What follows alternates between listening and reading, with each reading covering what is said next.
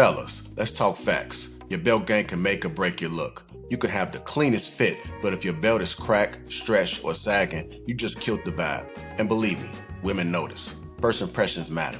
That's why I'm excited to partner with Anson Belt and Buckle. They completely reimagine how belts should work. No more holes. Anson uses a micro-adjustable track system that gives you the perfect fit every single time. Once you try it, you'll never go back to a regular belt. And here's what sets it apart. One box gives you 3 buckles and 3 straps. That's 9 different combos.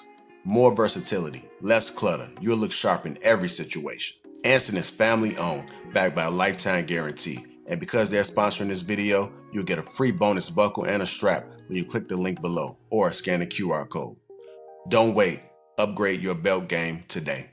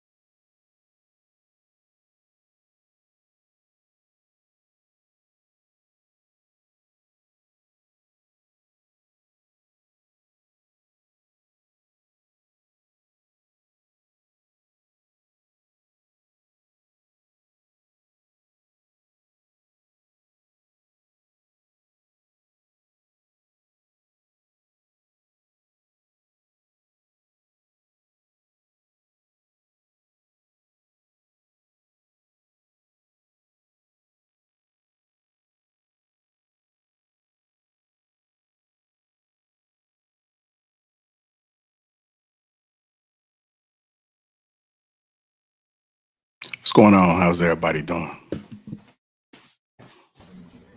I'm good. It's good to hear that. Let me go ahead and crew we got for today. Got Miss Pearl, Boheme, Willie, Mott, Das Simone, Hink, and myself, Lapeef Jr. Welcome to the Wednesday show. Anything special going on this Wednesday, y'all? Or y'all just dry as hell? It's Wednesday, bro. Ain't nobody turned up on Wednesday but alcoholics and prostitutes. God damn.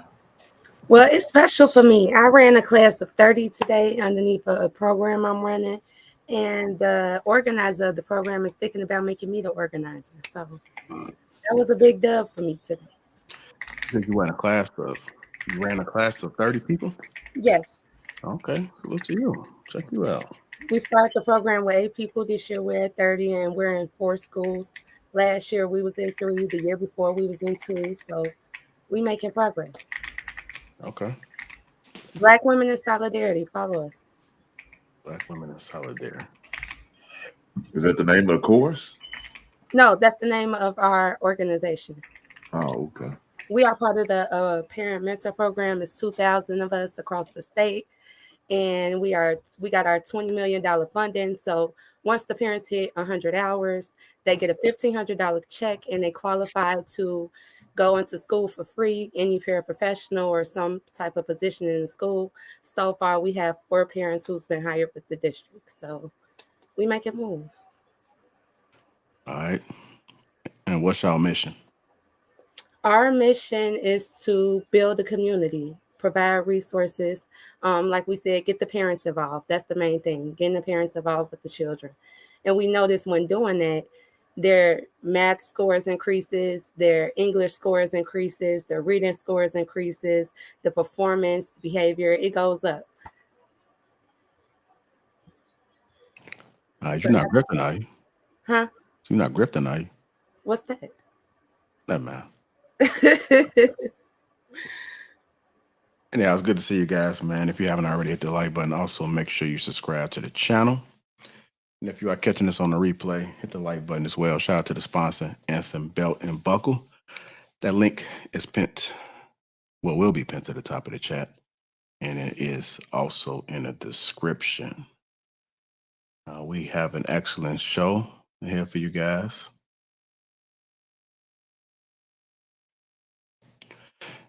We're going to be discussing the lies of feminism.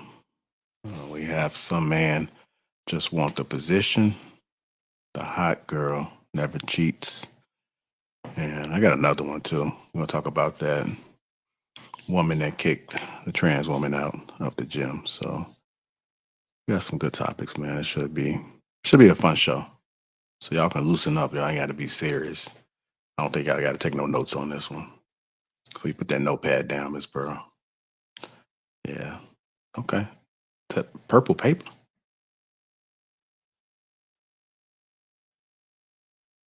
What is that? Hold it back up again. Is that a folder that the paper is in, or is that the actual paper? Okay. Just got to be different, Pearl. I do. You know what time it is. You can see it. Yeah. Always the light. That's too cute. I've never seen that. I need that. Thank you. Yeah. Okay. We'll go ahead and get it started, man. So we're going to talk about the lies of feminism. I ran across this clip not so long ago, actually. Thought it was actually somebody may have posted this. Yeah, hold on. Give me 1 second.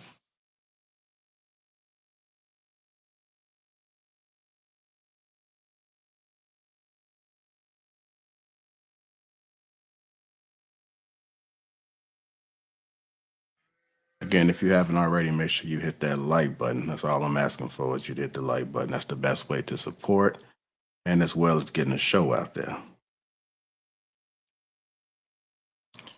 Let me copy this. Okay.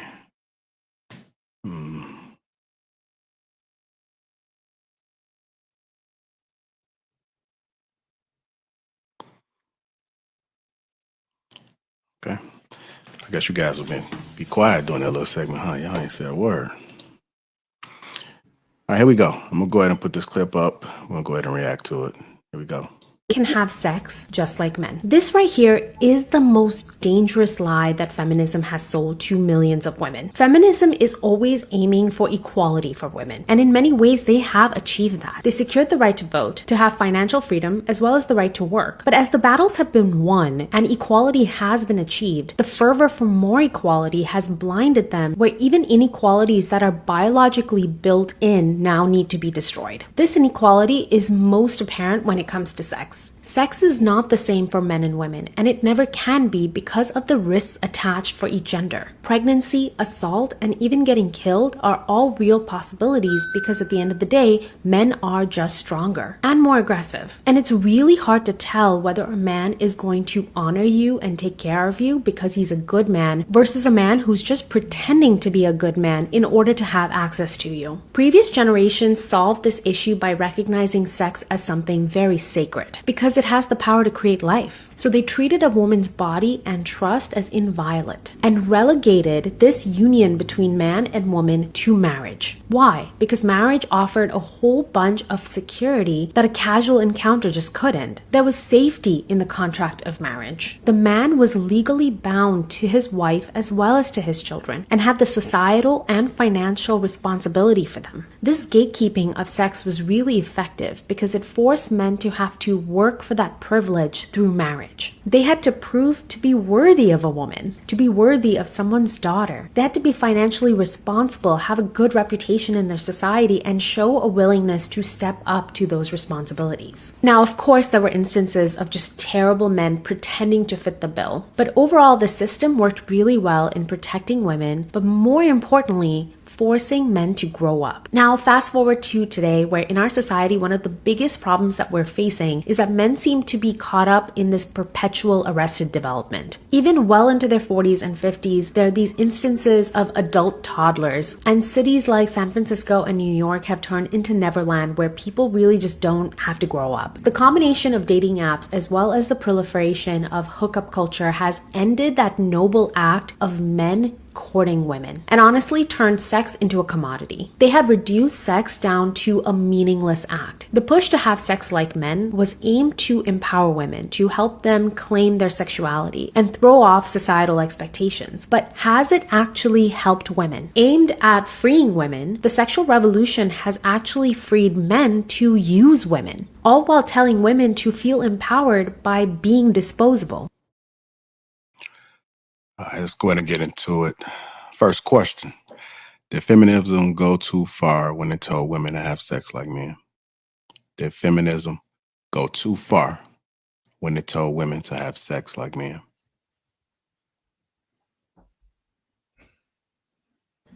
Yes, it did go too far, telling women to have sex like men. We are not biologically or emotionally set up like men. We are not able to disentangle emotions with sex. We cannot.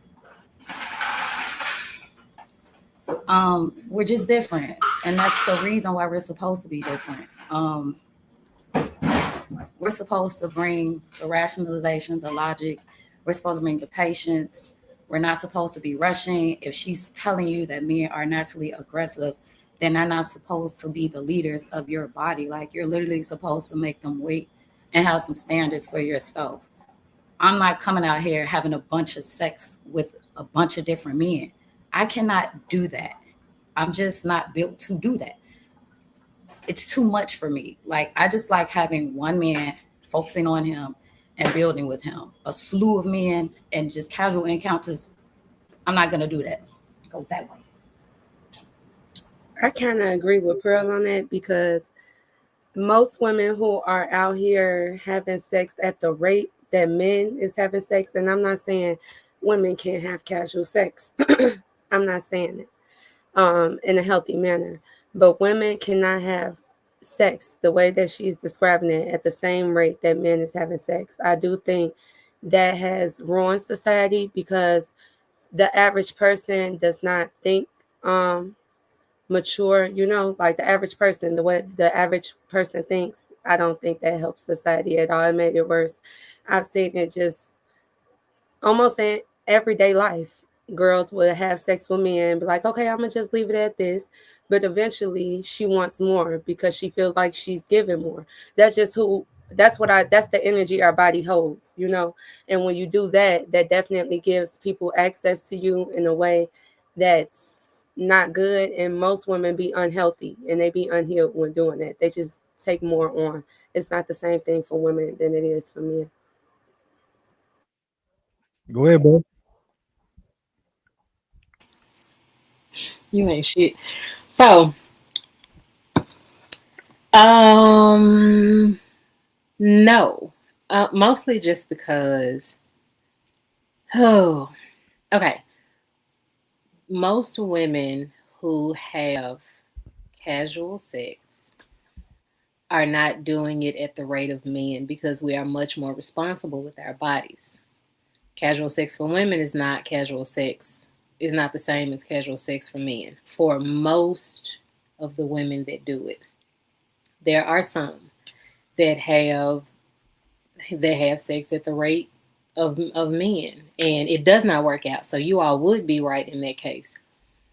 But just because women are not waiting until marriage, just because women choose to have sex with whoever they have sex with, however little or many it is, does not mean that it is unhealthy for the average woman. Because we all know that our bodies work the way our bodies work. And there are a lot of women who can responsibly do it without catching feelings or anything like that, because all women don't catch feelings behind sex. It just doesn't happen like that for a lot of women. I get women who it happens to. At my age, I don't have time for the sex don't mean nothing. Sex means something to me. That's why I don't do it casually. So I can take myself out of this situation and understand that there are women that do have sex casually without feelings, and it's just about sex. And it doesn't have to get complicated, and it doesn't have to, they do it responsibly. Like, I want us to decenter ourselves and understand that there is a world where this happens. That's just my opinion. That is my experience. I have worked with women for 20 something years. And so I have a lot of experience with how women conduct themselves in this way. So I know that this happens. And I know that women are not just out here willy-nilly doing stuff at a high rate. There are a lot of professional women that do not have time for relationships. And so sex is sex to them. And it doesn't mean anything except you cool, I'm cool, we clean. And so let's get it. But that's just for me.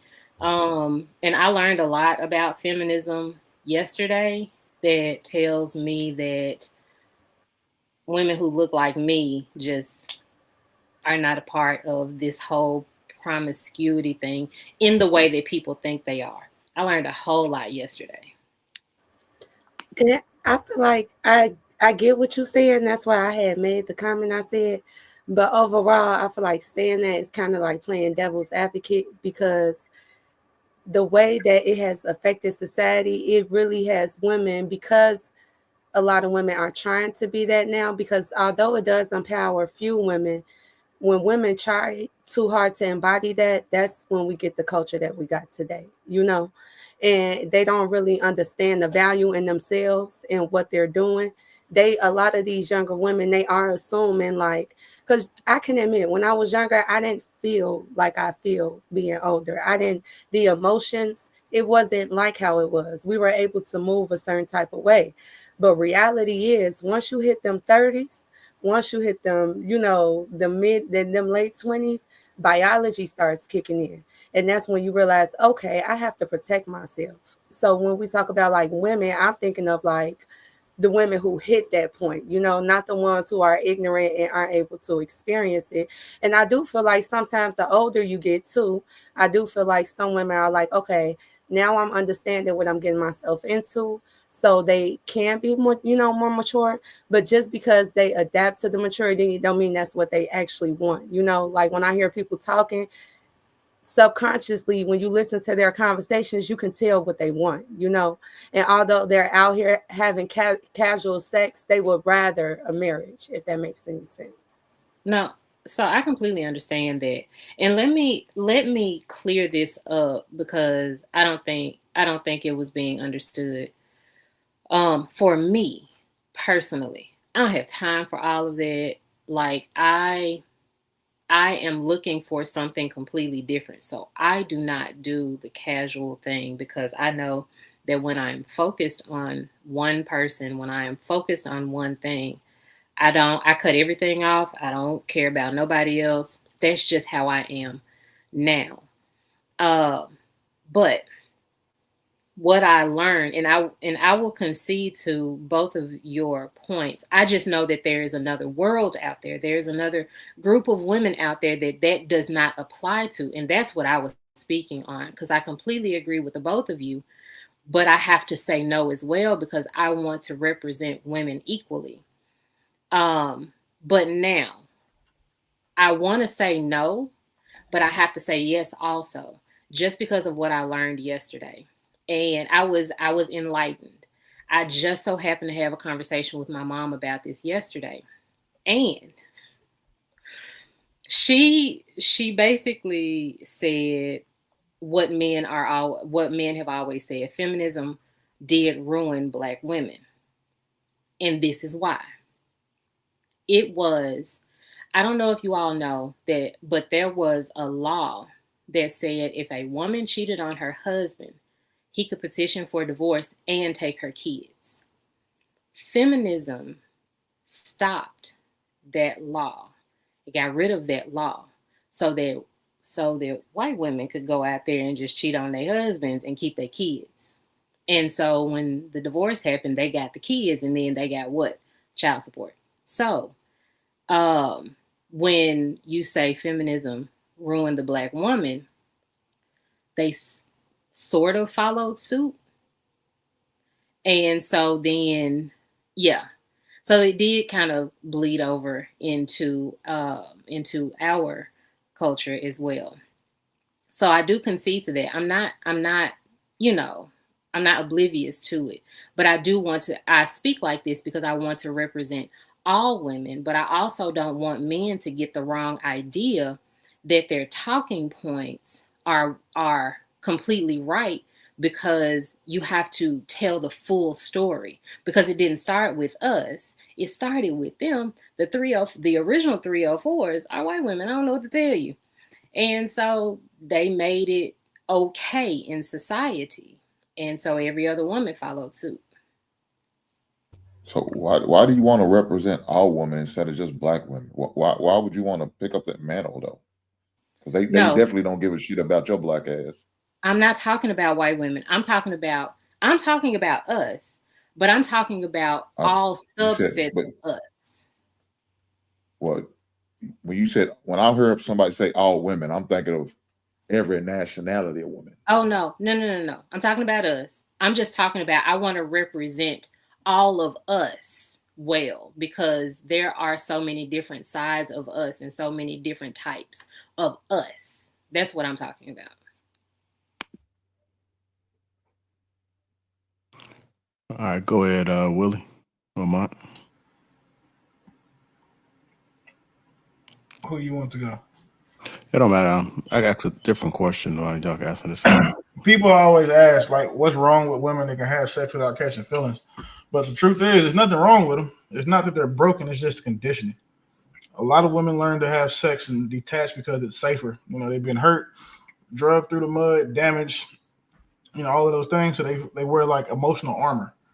So it's not like they don't feel. They don't have feelings. They just learn not to feel them. Biology can't be overridden. Biologically, sex releases oxytocin, and that's a bonding hormone, especially in women. But with all the heartbreak, casual flings become normal. That bond weakens, the brain adapts and accepts. Love gets replaced with logic. And then if you add modern dating culture, a world of options and validation, like the fear of vulnerability, catching feelings now just is like a lose-lose game or a zero-sum game for a lot of women. So it's not that these women are heartless. It's just, that they've been conditioned to act like this. And then, the fact that so many women are running around here with the masculine imbalance, to their character and their mindsets, the outcome you get a bunch of women who are willing to fuck for free. I was just processing this, and I guess so on one hand, I struggle believing some things that women say, because some of the things that women say, they don't even know what they're saying sometimes when it comes to like, oh, I can have sex and not catch feelings. In some instances, that would go in one ear and out the other because I don't believe them. But as I think about it, if you prepare a woman properly for the relationship that you're going to have, of it being strictly physical, if you do it the right way, I think that she can do it without catching feelings. But I think typically when we pursue women, we don't typically pursue them that way. And also, once we get into that sexual relationship, once you start to do things that they associate with relationships, then that's kind of when women their mind starts to go otherwhere, and they kind of start to loosen up and they start to let you in another way. But I think if you kind of kept hard boundaries, I do think maybe a woman could potentially have sex with a guy and not catch feelings. And also the amount that she likes the guy also plays a part in that. Every guy that a woman has sex with, she don't like that. So yeah. So you expect an emotional creature such as a woman not to catch no feelings at all? Is that what you're saying? You can train them to do that? Yeah. No, you cannot. No, you cannot. You absolutely cannot. No, Pearl. Dope said he can do it. Now he might got a superpower. I don't know. But Dope said he can do it. That's what he said now. It sounds good. It sounds real good. Can I ask you a question? Dogs. You cannot. You can't train somebody. I'm sorry, Hank. You go. My bad. I want to ask a question. Oh, no, that's dope. That ain't me. That's dope. I want to That's ask you a dope question, talking. Miss Pearl. Miss Pearl, a woman who sell pussy, do you think any of them catch feelings with anybody they're having sex with, or sometimes? I do. How often you think? Probably start with they John. Well, that's different. That's I a mean, that's like a not they different John. relationship. They They pimp. like they That's a being different relation. That's a different relationship. That's structurally designed to, in order to control you, I gotta, But in terms of just the men that the sheer numbers of men that they're having sex with, how many are like out of 1,000 do you think they kind of caught feelings for? Depends on the quality of the relationship. I can't give you a quantifiable answer about how many men she didn't fall in love with. The question should be, has she ever fell in love or fallen in love with any of those? And she's a prostitute. I would definitely say yes. The number of women or men, I don't know. I don't know these prostitutes personally or their history with the men. So once again, give you a quantifiable answer. I can qualitatively tell you that woman has had an emotional experience with at least one of those men. Let's stop playing here. I think the problem is that we're accepting of casual sex. Like, sex is supposed to be, like that lady was saying, something sacred. Like, you're literally trying to detach your emotions and say you can lay with somebody and then not catch feelings when you're literally doing the things that are going to make you catch feelings. And then you're saying, like, if you do things in a relationship type of mode, she's going to eventually catch those feelings. You're having sex. That's part of a relationship. I mean, maybe that's why some of y'all miserable right now, because y'all ain't trying to listen to what's real. Like, you're not supposed to be doing that, point blank, period. God damn. Like, have some structure and some standards about yourself. Like, casual sex, what? For real? We finna sit up here and say that's cool? Like, it's not. I think a lot of women just have adopted that because they see how men move and they think, oh, I can think and do the same thing. You cannot. That's why you miserable right now. That's why you ran through right now. That's why you can't establish and have relationships right now. That's why you emotionally imbalanced right now, because you're trying to operate like a man. Like, stop playing. We gonna have real conversations. Let's have real conversations. Like, ain't no real woman out here trying to have no casual sex with nobody.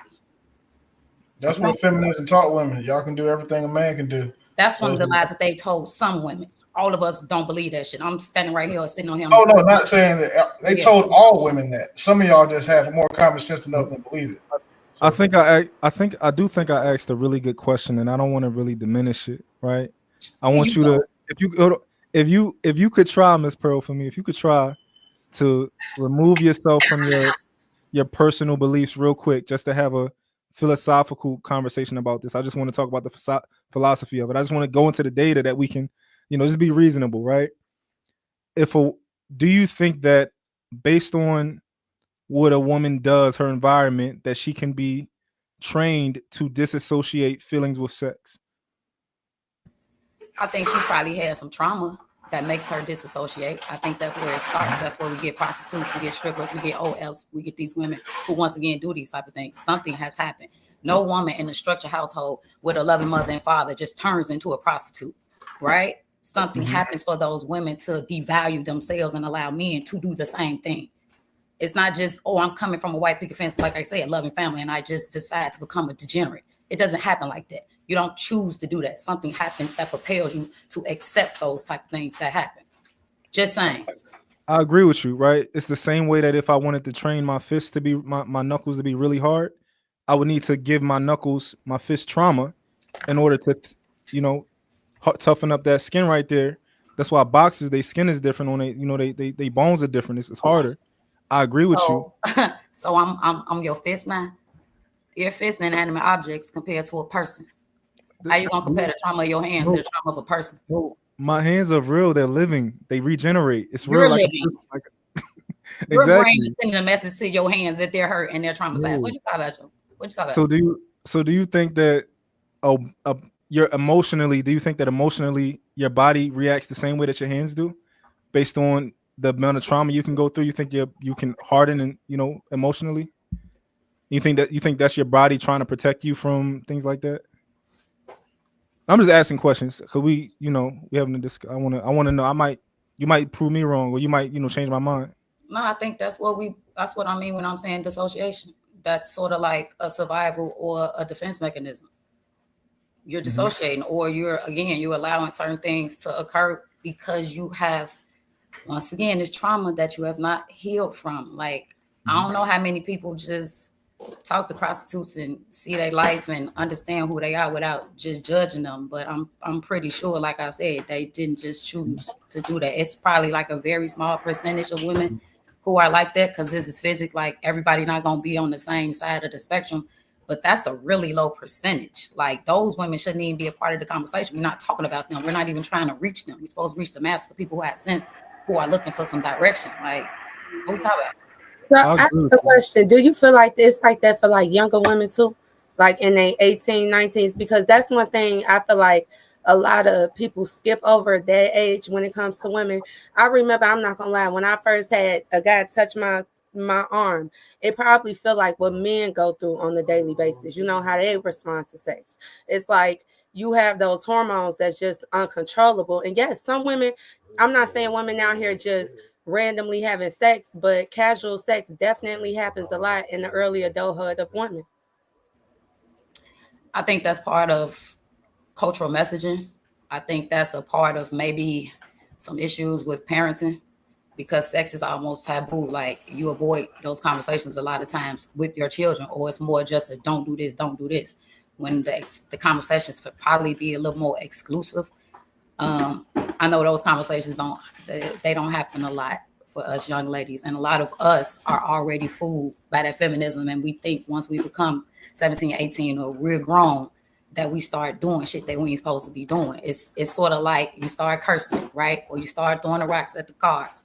Well, that's different. When I'm saying like you being horny is different than you cursing. Like, you being horny is literally like a biological response. You know that feeling, that warm feeling when everything gets warm, your coochie get wet for the first time. It's a whole new feeling, and everybody knows that feeling. So to make it seem like, and that's what I think society gets wrong. They get wrong the fact that women at that young age is supposed to know how to contain those hormones, and then women make certain mistakes, and now they're subjugated to thinking, oh, now I'm this type of woman because I made this type of mistake, or that I have these type of feelings. It's not the feelings. We all had those feelings. But at the same time, you have been taught. Somebody along the way has told you those lessons. They told you about the sweet nothings. They told you to not let the man to, like, what was it? Don't let them sample the milk without buying a cow. Like, there's several games. But the same way they tell boys to wrap it up, but they still around here busting and creating kids. Just it's like they tell us double standards.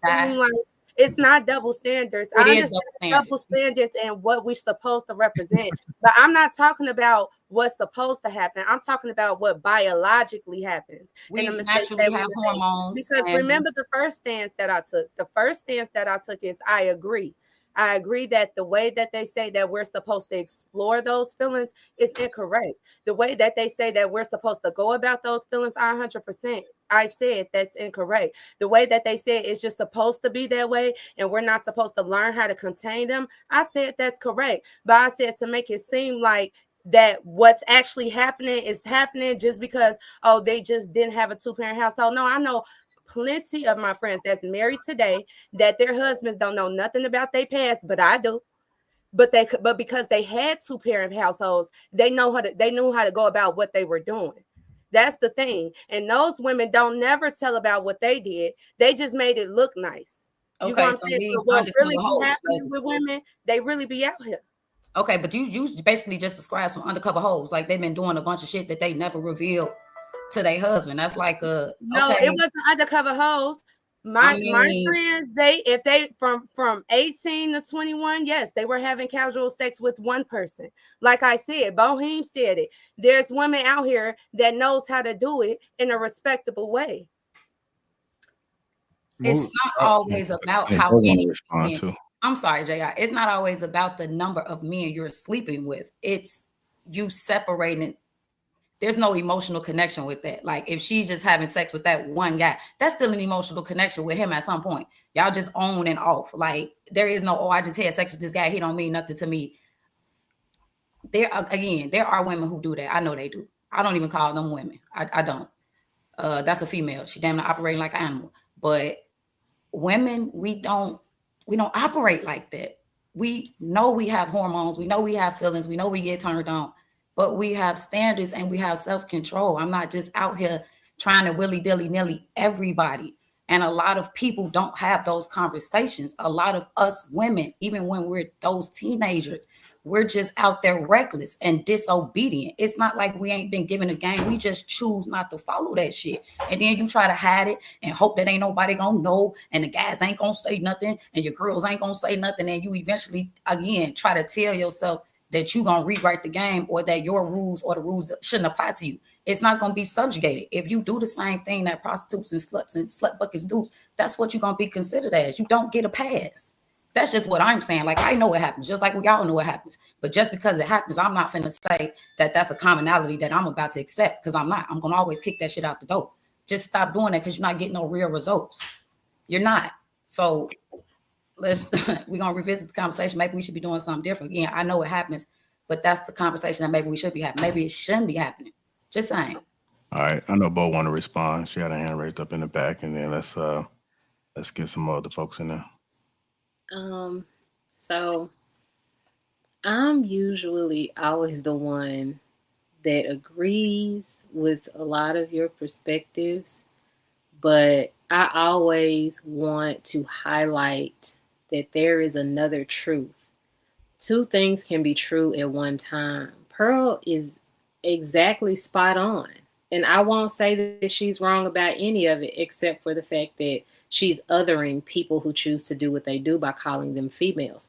That's the only thing that I don't agree with, because just like I don't agree with calling men boys for the sake of trying to other them. They are also men, and these are also women. They just are doing things that we would not normally do. So that's the only thing that I don't agree with. But I don't disagree with anything that Pearl said. I completely agree with all of it. But I do know that we have to leave room for other things to be true, because we are humans and humans operate differently. I just want people to understand that women can be those responsible people that may have casual sex, that may have that one guy that they go to. She ain't got no feelings. They cool, right? They cool. It ain't no problems. It ain't never been no misunderstandings. There is an understanding. And if I'm being honest, it's sort of, in my opinion, like if I had to make sense of it, it comes from the fact that men detach their feelings from it. So women have learned to also detach their feelings from it, because they know that men, you don't mean nothing to that man like that. So you get your rocks off. Partner, I see you later or not, and I don't know. And so if men would be more responsible with sex and actually have the feelings with the person, because like, how do you detach that yourself? It's the same thing. It can be the same way for some women. So like, we can't deny with all of these millions and millions of people that this is the only truth. That is not the only truth. That is true. But there are other truths. That's all I be saying. And so if we can't leave room for other realities and other perspectives, I think that we're doing this conversation a disservice, because we're not being honest about how many people in the world operate in what way, whether it works or not. For them, we don't know, but we do know that women can detach their feelings responsibly. It happens. That's all I be saying. All right, let's go ahead and get Shannon now, and then Coel. Hi, guys. I was listening to you all. Pearl, I just came up here to give you your props, honey. I was in the background going, speak, Pearl. She is absolutely right. I agree. There may be a few, but I want to emphasize it's a small few. We've all, there are people who are able to detach their feelings. We get it, but it is not the majority. Most of them girls that y'all tap in like you in some type of way. Her feelings get hurt if she starts seeing you dating somebody else. Her feelings are gonna be hurt. Do you know? I think somebody said it starts in high school. Do you know how many high school girls I seen in a bathroom on the floor by the toilet crying? over a dude she done gave herself to, her emotions are attached to this little boy. So to sit here and say that most women, when I say, let me just put this in perspective. If you have 10 women, you may have one who's able to detach. And trust me, that came from a long line of some things happening to her to the point where she can detach. Okay. It is not normal. So for the most part, like Pearl said, if a girl is out here and she's sleeping with, now there are different reasons why women sleep with you, right? She may like the way you make her feel. You make her feel desired. There's a feeling you give her. But anyway it goes, her feelings are going to be attached to you if she keeps having sex with you. She has sex with you 1 time, 2 times, over and over again. She likes you. You may not like her back, but deep down inside, she wants to be with you. Most women who open themselves to you want to be with you in some type of way. I just want you guys to know that. Please do not be fooled. I know these girls out here trying to play the game like, they're just saying that because they think it's working. I don't know what they think. They're just playing themselves. I don't understand. It's so weird. I just don't. Can I ask you a question, Sean? Yes. Are you sure? Are you positive, right? That the attachment to the idea that because a lot of women have expectations that they never communicate. Sure. A lot of women envision things that they never tell you that they're envisioning. Do you think that it could be possible that part of this attachment is tied to the idea that she had of you and what you could be and what everything could have been with you versus like just the pure act of sex? Or is it I had sex with a guy that I liked and I thought he liked me back and I was thinking, oh, let's go do this, let's kind of move in this direction, and then they found out that that dream is a lie? Do you think that plays a part? Sure. Sounds pretty accurate. Sure. You know, women do have this thing where they'll start thinking like, oh, could he be my husband? Like, oh, can I see myself with him? And then they open themselves to you, and then they carry on this dream in their head, even though you're like, that's not what I see. That's not what I see. They're like, oh, he'll change his mind. I'll just lay it down on him, play the little role, the little, the little mouse kit, whatever that little game is they play, and they lose every single time. So I don't understand why they keep doing it. I just don't understand. But yeah, it all starts with a delusion, like a little fairy tale they made up in their minds. Yeah. And then when he gets another girlfriend, then that's when they get all crazy and it's like, I mean, think about when you try to leave a woman, the emotions that come with that. When she sees you with somebody else, blocking is an emotion. If she has to block you, that means she's mad at you, right? That just means you're not friends anymore. So all of these little things, even if it's not dramatic, it's a sign that she was attached to you in some type of way. And now she's angry. She's whatever. That should show you that her emotions were involved. She's not just your friend. Yeah. I think even in casual sex, a lot of people hate each other and they don't know that the other person they having sex with kind of hates them. And I'll give you an example. Like, and that could be part of the expectation that the girl, like a girl can have casual sex with you and just have the expectation that y'all going to be cool, right? And then she finds out, oh, like I'm talking to my man. I'm telling like, yo, I did her dirty last night in the car, like type shit. I'm showing them a video. I'm doing all that type of stuff, right? And you would only do this to somebody that you dislike to try to embarrass them to another person. Like if you had do something with a girl and she like, yo, that nigga ate my box last night. I ain't give him no box. He ain't get no box from me, but he ate it. And I'm gonna tell all my friends, like I'm trying to embarrass you, right? So to some degree, you're having sex with people who don't even like you because people will go behind you and try to embarrass you to other people. But the mere fact that you find out somebody doesn't like you could be unraveling a expectation that you had that, oh, this maybe we're just friends and we're cool, if that makes sense. You lost me a little bit, but did everybody else catch it? That's all that matters. No, hell bro, no. Nobody caught this shit. Bro, that's nobody caught that bullshit. That's super cap. The thing is, I want to understand though, but you are a genuine person. You want to understand what I said. I do. No, you really don't. You really don't. Because right now, my has moved off his point as talking about he can change every woman into not having feelings with sex, and she's just numb. That's what Mont said. This is where it originated from. Is this not where it originated from, brother? Is this not where it originated from? I don't know what you asked. What did you ask? Oh, come on. You said that you can train a woman of not having feelings or emotion, just have casual sex on a regular without having feelings. That's what you said. Absolutely, you can train a woman to do Okay, it. so this is where it started from. I think you could train a woman to not respond the way that you don't want her to, but you can't train her not to have those feelings. I can train anybody.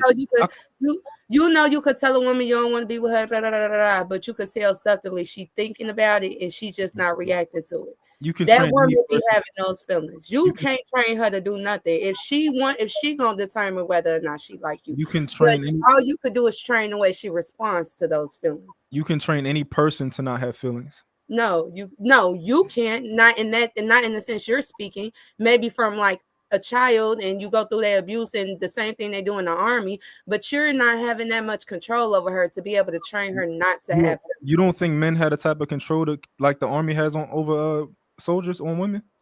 Not to that capacity, not to control her emotions. No. Why do we keep using the army and military in these terrible ass examples? You don't know what pimping is. Yeah, because she's saying that you don't have control. Like, y'all have no idea how human trafficking works. And like the control that these men have over these girls. We're talking about relationship wise. I'm not talking about human trafficking. We're talking about relationship wise. He said he can train the women he's fucking not to have emotions for him. I argued you can train the way she responds to her emotions, but you cannot train the way she feels about you.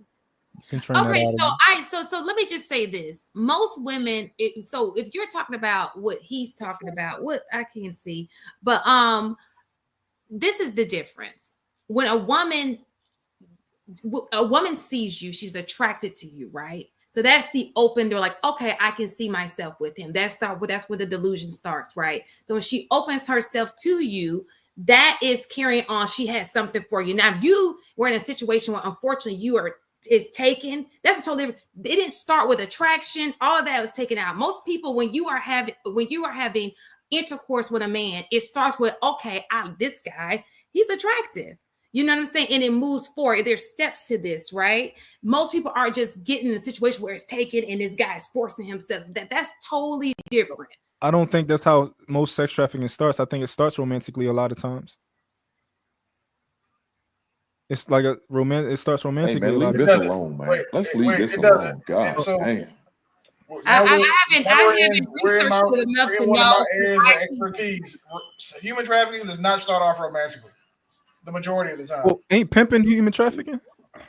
We're talking. Damn. Let's go ahead and move off this. Let's move on. I'll tell you is this. Let's not every of the I don't think 90,000 years of prison sentences, the task force that I was on was responsible for, maybe 400 and with the niggas that was having a romantic relationship with people.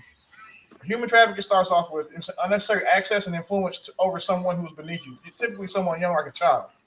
And then you tell that kid, like, hey, if you go do this, it's cool, because the kid doesn't know any better. So you train that child to go over here and take, miles and miles of dick and bring you the money. That's what happens. Yeah. So, like, it's not a romantic thing. There's no romantic piece to human trafficking. Excuse me. There's no prevalent romantic piece to human trafficking. That's not. I think Marty's thinking of the way he would do it. He hasn't done it, so he's just thinking of the way he would. Let's move off the topic, but I just want to say something to Sean real quick.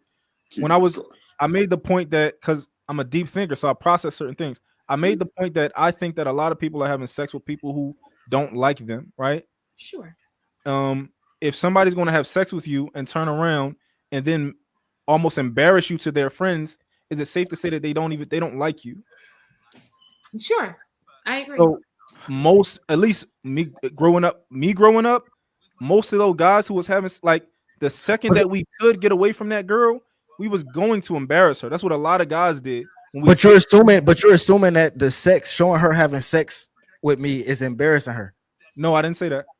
No, that's embarrassing her. How was that embarrassing her?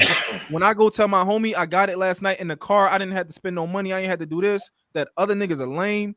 I got it. I ain't had to take on no dates. That's but you're not doing it. You're not doing that most of the time, bro. Most of the time you have sex with a girl, it's not a girl that's in a relationship, unless you're just going for them type of girls. But most of the time you have sex with a chick, it's not a girl that's in a relationship that you like, oh, I got her and I didn't get nothing for it. No, most of the time you have sex with a girl, y'all attracted to each other, and it is what it is. Now, how it happens and where it happens, that's up for discussion. But you're not going in it and you're not doing no shit malicious. Now, if you got a video of it and you just so happen to show your homie, you don't hate the girl. Yeah, because I personally don't do it. I think that's weird. I'm not showing my homies me having sex. I don't do that. But I have had some of my homies be like, bro, you know, bro, look, da, da, da, da. And I be like, bro, I'm not trying to see all that, but it happens. But it's not embarrassing her. How now? If he would have be like, man, her won't stink. That's embarrassing. But just a simple act of her having sex with him, that's not embarrassing. So I wouldn't say he don't like her. I think that I mean, it depends on the female. I think that some women may find that to be embarrassing. Like if she liked him and he's out here showing a video, every woman is not comfortable with you showing a video of her. Well, you're totally right. But what Mont was saying goes to intent. He's saying that he don't like you and he's embarrassing you. No, he's not. He's not knowingly embarrassing you. To the guy, he's just bragging. Yeah, he's just bragging. You know what I'm saying? He's not like, oh, most of the time. Now, sometimes I'm not gonna say it don't happen, of course, but most of the time, it's just like, oh, look, you know, shorty, I done, yeah. You know what I'm saying? Look at that. Look how, yeah, that's it. It don't be like, look at her. Because the thing is, if he gotta embarrass her, if it's something bad, most of the time he's not gonna share it.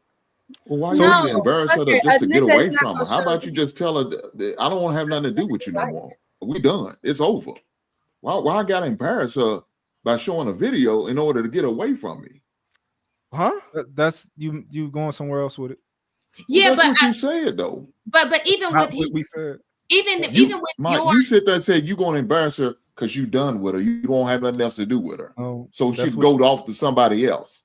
You didn't say that? I didn't say 75% of what you just said. Yeah. He was saying so I would say this though. You were saying it from the guy's perspective. So I think guys have a different feeling when it comes to sexual intercourse than females, because I can guarantee you, even if you have hate for her, yes, she'll develop hate for you knowing that you hate her, right? And it may be a get back, but at the end of the day, that's gonna be hurt there. You sitting there hating me, I just gave you my body and you just took it and you really hate me deep down inside. That's hurtful. Like what? You understand what I'm saying? So from your standpoint, yeah, it's like, okay, I hate her, but I'm pretty sure she doesn't hate you. She didn't hate you when she slept with you. So she might hate you now. What was your purpose of you showing the video then? I'm not saying my purpose. I'm saying that's what a lot of people do with a lot of people that they're having sex with. The other person dislikes them and they don't know it. And that person may not know that they dislike you, right? But you're doing if a girl box stink, right? A lot of guys are going to tell somebody immediately. They're not going to say like, yo, maybe it was this, maybe it was that, caught on a bad day. They're going to go and tell somebody.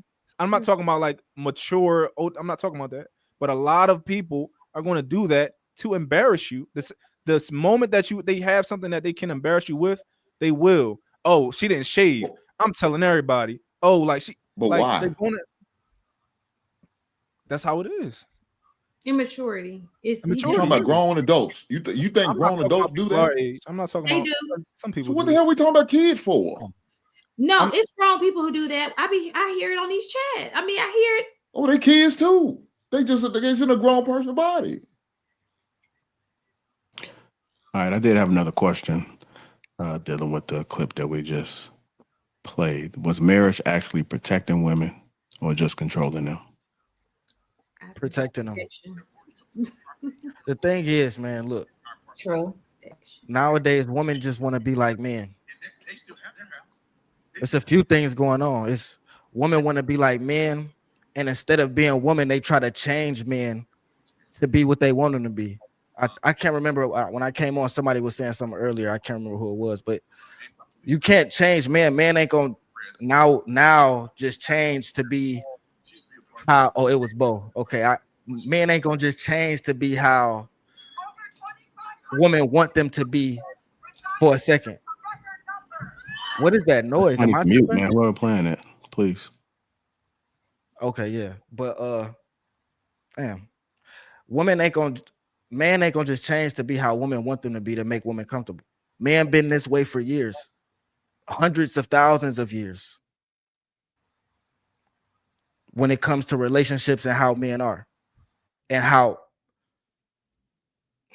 in the context of a relationship nowadays, women want men to change to be more emotional or to do things that they never used to have to do.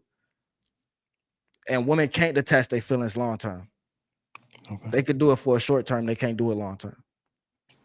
All right. Go ahead. I don't know why my name was called. But, I'm sorry, because I got the chat right here. I said I don't know who said it. I seen a hand come up, so I thought you were saying I said it, but no, you was just my bad, damn baby. But no, you good. I just was like, I ain't never said nothing like that. But so I told y'all I learned a lot yesterday. So marriage was made to control women in this particular country. So did you all know that in the inception of this country, when people were coming over here and they brought their wives, right? Men were not living that long. So then the wives would inherit the land that the men had. So women started to become land rich because the women were left to, to take over the land. And if you have a bunch of women, they have a bunch of land. Men are going to attach themselves to those women. Men wanted the power through land because land is literally how you get your wealth over here. Well, everywhere, really. But when the country was being started, that's how they did it. So men attached themselves. They would take care of the land for the women because the women could not take care of their land. They inherited it, but they needed a man to take care of it. So when the man took care of it, then they married the woman, then they took over the land. And so that married, and then, oh, my bad, I left something out. Laws were made where women could not. Like, that's when their rights were taken away so that men could get their land. And so you had to be married to a man in order to have resources because you have to attach yourself to a man for that purpose. So that's my whole thing. And listen, fact check it. Y'all can check it out. Whatever. But yeah, women were land rich in the inception of this country just because the life expectancy of men was really low. And that's the only person that the land could go to. So that's why I feel like marriage in this country was not good. Huh? I said black women could have ran that land. Who did? Oh, I'm just speaking of marriage in general. I wish it was us who inherited the land because them white women, they didn't want to get their nails dirty back then. That's not true either. But I'm just saying, like, because if I'm being honest, like our people never really operated like that. But I'm just saying, like, if I'm speaking on marriage in general, that's why I brought all of that up. So in 2025, do you still think that though? What do you mean? That marriage is to control a woman? Is that? Do you still think that in 2025? On a certain level, sure. But at what percentage? I don't know. But yeah, I do still feel like men marry women to control them. Men are supposed to control everything. Y'all want them to. Yeah, I know you believe that. That's fine. What? Do you disagree with me? Hell yeah. Okay, man. Marriage. Oh, okay, y'all got it. Go ahead. You disagree with me? Yes. The reason why I disagree with you. Man ain't supposed to control. Okay, I'm not. Okay, that could be taken out of context. I'm not talking about literally everything. But Women want a man to come in and know what he wants, know what he's doing, know where he's going, know what the mission is. That's what women want. They want a man to come in and lead. And if he don't know that, then I wouldn't even tell a woman she should be with him if he don't know where he's going, know what he wants, and all of those things. They want him to take control. They may accept it at some points in their life, but they don't want a man to move into their house and all of that. They want a man to have the I won't have to say the best credit, but they want a man to have credit good enough to get a place that they want to stay, make enough money. They want that. They want the man to take control. And so that's why I want you all to be very careful. Go ahead. Up until it doesn't benefit them. That's why I want you all to be very careful when you say things like that, because I'm going to disagree with you every single time. Men should control everything. And I'm a very literal person. So when you say what you say, you need to clarify, because I'm going to immediately disagree, because I want you to understand that there are men out here that have zero standards, goals. They don't know where they're going. They're just walking through life aimlessly. I want you to understand what men you are talking about. I want you to clarify and understand that there are men out here that are leading women to entire hell. And so that is why I disagree when you say stuff like that. Because women shouldn't be with them. Women shouldn't be with them. I understand that. But if you are staring at a wall of 50 items and 45 of them are defective, why do you think, like, you can't get that excuse? You can't have that excuse, because you have your excuses. Listen, every time I talk to a woman, her baby daddy either tricked her or he wasn't this same person or he changed. Like, come on now. If you gonna have woman's intuition, if you gonna be so smart, if you gonna claim you the smartest, how the fuck did all y'all baby daddies tricked y'all? Come on now, for real. So stop it. You want a man to take control, I get it. Now, you can't say she got 50 things to look at and 49 of them crappy. Fuck it, pick the right one. If you pick the shitty one, that's on you and your teaching. That's on you and your parents. Just like if a man picks a girl that's fucked up for him, he must don't mentally have it all the way. We've all been there. We've all, as men, picked a girl. Well, most of us have picked a girl that wasn't good for us at some point in time. As a man, as a leader, you got to learn that and get through it. The thing is, when that trauma does less to man than it does to women. So man can go through that 10 to 20 times and it's going to affect the minimal. If a woman go through that 10 to 20 times, by the time she get to that 21st guy, she gonna be looking at that nigga like, dog, what we doing here? And that's what we have today. Women are giving themselves to multiple men, and by the time it gets to the time where they want to fall in love, they don't have nothing left for the guy that they want.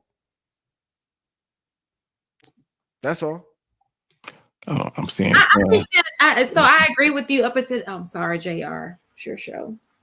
I was saying I was going to you, so go ahead. I agree with you to that last part, and I think they always wanted to fall in love. They just can fall in love with the wrong person. People can fall in love with the wrong person. Yeah, they can, but it's up to them and they discernment not to. Sure. I just wanted to, just that little part at the end. Just wanted to. So I have a question. Why aren't women given that grace, knowing that most of us grow up without our fathers and taught the right way to be loved? Why aren't we giving that grace to make? Y'all are. Women are giving grace for everything. Like, women are giving. No, grace not that part. No, we are. I will agree with you to that point, because I feel like women are spoiled. I feel like women can be mostly selfish. Like, if we can, I'm not gonna play devil's advocate. Like, oh, men have their ways of being selfish too. I can say that, but when it comes down to sex specifically, that's what I'm saying. Because a woman's primary agency is her sex. So if you use her primary agency indiscriminately and let everybody that you like or have affection for in between your legs, you don't deserve that grace. The same way a man's agency is the ability to protect and provide. And if we chose to go out and protect and provide for other men or other women who weren't ours, we wouldn't be given that same grace. So quick question. Women, because this is the thing, whether y'all want to believe in emotional or spiritual, and I don't know what you do believe in, but that's real. So that's that's why it's important to have a father in the household, because regardless of what's said to you, that feeling, that's how you could really differentiate. Men can come in and do the same thing that a man with good intentions do, and you won't be able to tell the difference unless it's a feeling. So if we know for a fact that most women in our community is not a growing up feeling. without a I'm not done talking. Sorry, without a father, if we know they're growing up without a father, and we know that y'all make those mistakes too. Like he said, when men go through it, they have to figure that shit out. But the difference is when y'all go through it, y'all don't get the what's the word I'm thinking about? Y'all don't get the backlash that women do. You can't. The thing is, it's not a feeling. You can't be living reality. Men get backlash for being inadequate, not doing what we're supposed to do, not being who we're supposed to be on a daily basis. But I was just talking about this. The world gives us backlash. I know, I can agree with that though. Our society I can agree with that. I'm not going to take that from you though. Wait, I just got mad at Buddy for interrupting you. Don't do the same thing to me. I'm sorry. I apologize. So, men get backlash constantly. Women are coddled and treated like children. Anytime y'all have shit like body positivity, but if a dude is short, y'all shame him. If you fat, we can't say shit to you. The majority of black women are obese. We talk about that, we're a problem. Or if we don't point out, what about the white women? Like, there is no world or there's no space in America where men don't receive backlash for anything that we are deemed necessary to do. There's not one. There is one for women in almost every sense of the word. Y'all don't get held accountable for being trash. Y'all don't get held accountable for raising the worst kids. You don't get accountable for promoting degenerate, ratchet bullshit, debauchery as far as calling it culture. And then you don't hold accountability, for how you treat men and how you don't respect men. But then you want the world to also give you grace, as if you're like some retarded child who doesn't know what the right from wrong, when y'all don't treat men right, or when y'all go out here picking the wrong niggas or having kids by 9 different guys. Like, what are we talking about right now?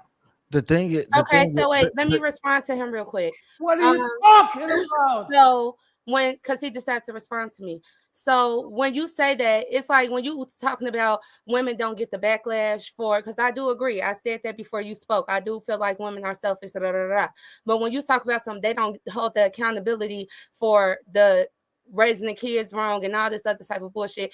That's like judging the fish on its ability to fly. That's not our jobs. That's not what we're supposed to do. We're just stepping up and doing it because we have to.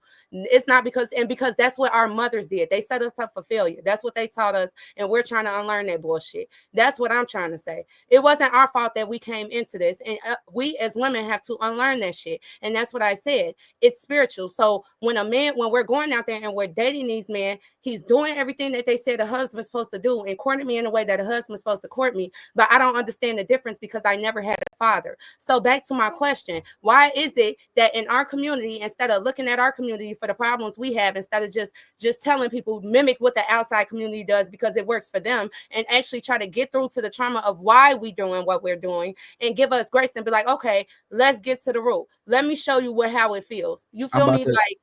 I'm about to tell you, guys, because it's self-inflicted. It's totally different. How can I put it? You said one thing. You said if you have a father and you don't, you'll know it when you meet a man based on a feeling. No, it's not about a feeling. Fuck the feeling. Fuck how you feel. It's about his fruit. It's about what he's doing. What do he have? Not how much does he have, but what is he doing? Not, oh, does he make me feel nice and does this feel right? It's like, okay, do I like this guy? Am I attracted to this guy? And then is he productive? Does he have some higher power that he abides to except for himself? That fuck how you feel. But all that because you can hold on, don't interrupt me, please. I don't want to tell you why, but damn. It's not about how you feel. It's because you could feel one way today and you could feel a different way next week, next month, and next year. What is he doing?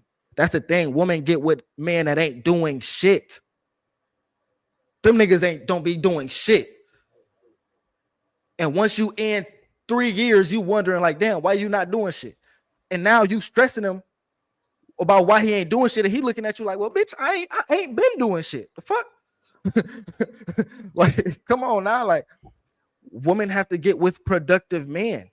Period. Can you reclip like the last minute and replay what he said before he even got to the point where the man got a chance to be productive? He said she gets with this guy and she likes him. That's a feeling. But that's not enough.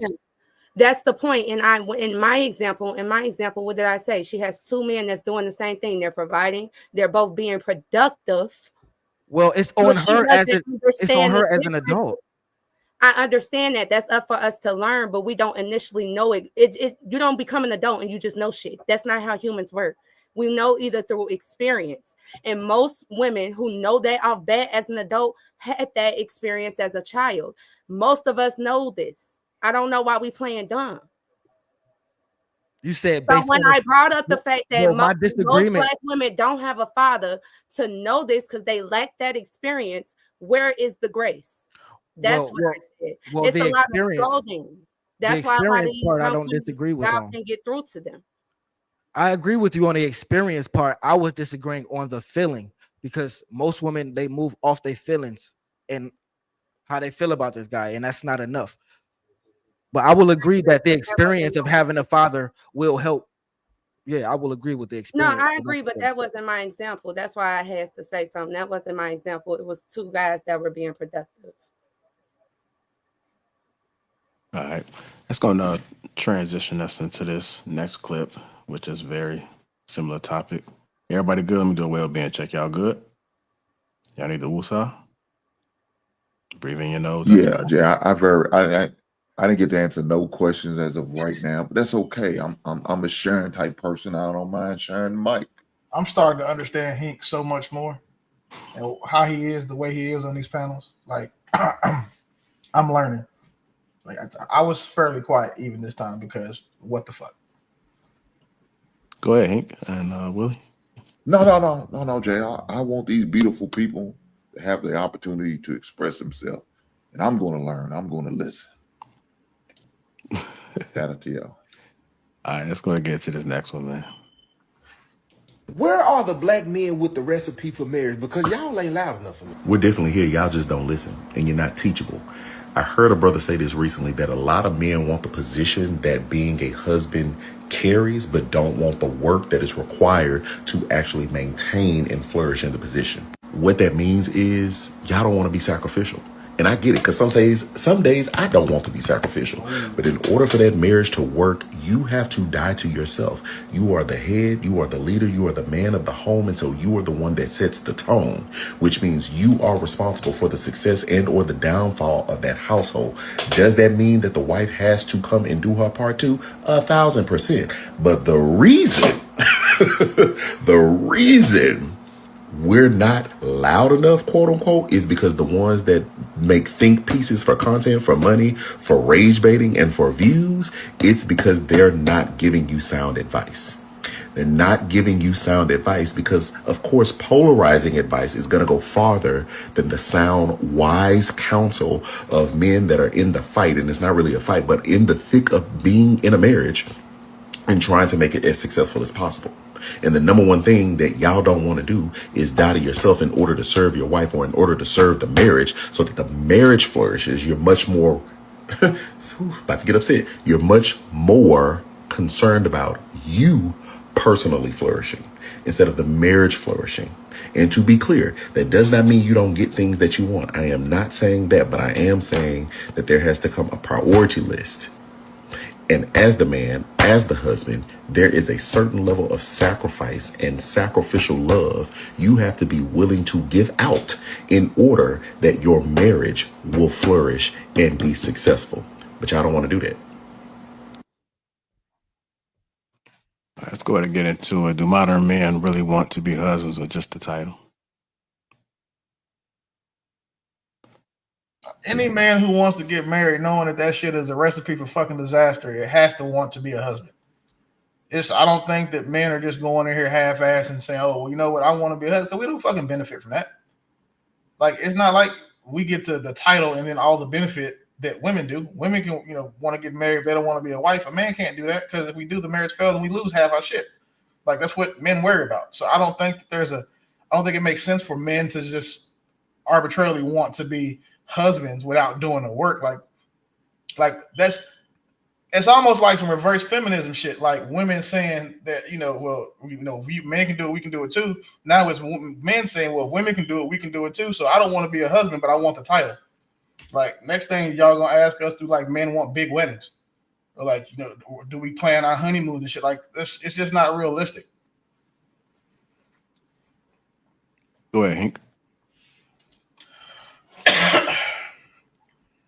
So your question was, does modern men want to be married, or they just want the title, right? Do modern men really want to be husbands, or just want the title? I just want the title. Man, let me say this, from what I'm seeing, a lot of modern men don't want to be married. So I don't give a damn. I don't think they get a title or anything. They just don't want it. And I think it's sad. It's just unfortunate. I can't blame them. With the options I'm looking at for them, it's hurtful. It's sad. I mean, I feel bad for our sons, our nephews, your little cousins. I feel bad for them for what they have to deal with. Now, I was a man who didn't prefer my son going outside the race. But what I'm saying now, I don't give a shit, dog. I tell them, find a woman that's going to love, respect you, and give you the utmost gratitude.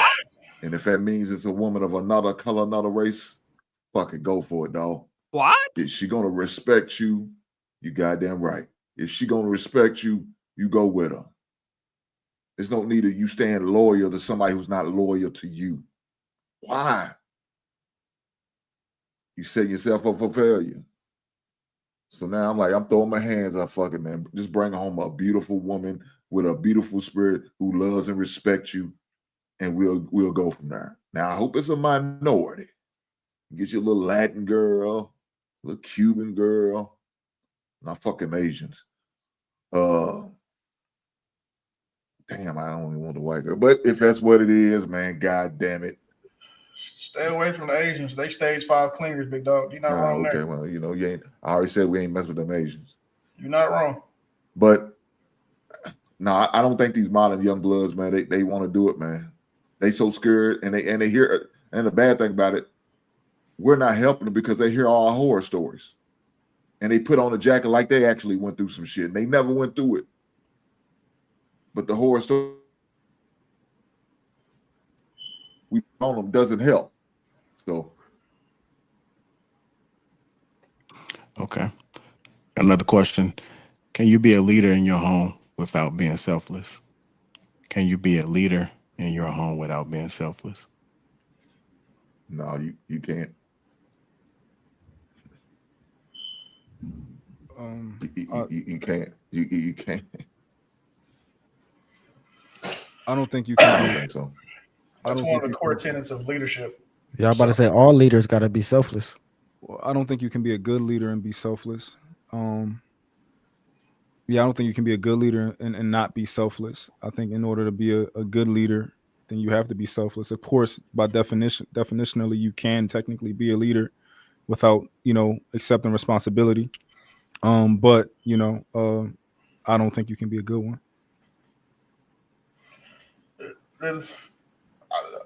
We all know what selfless means. I do.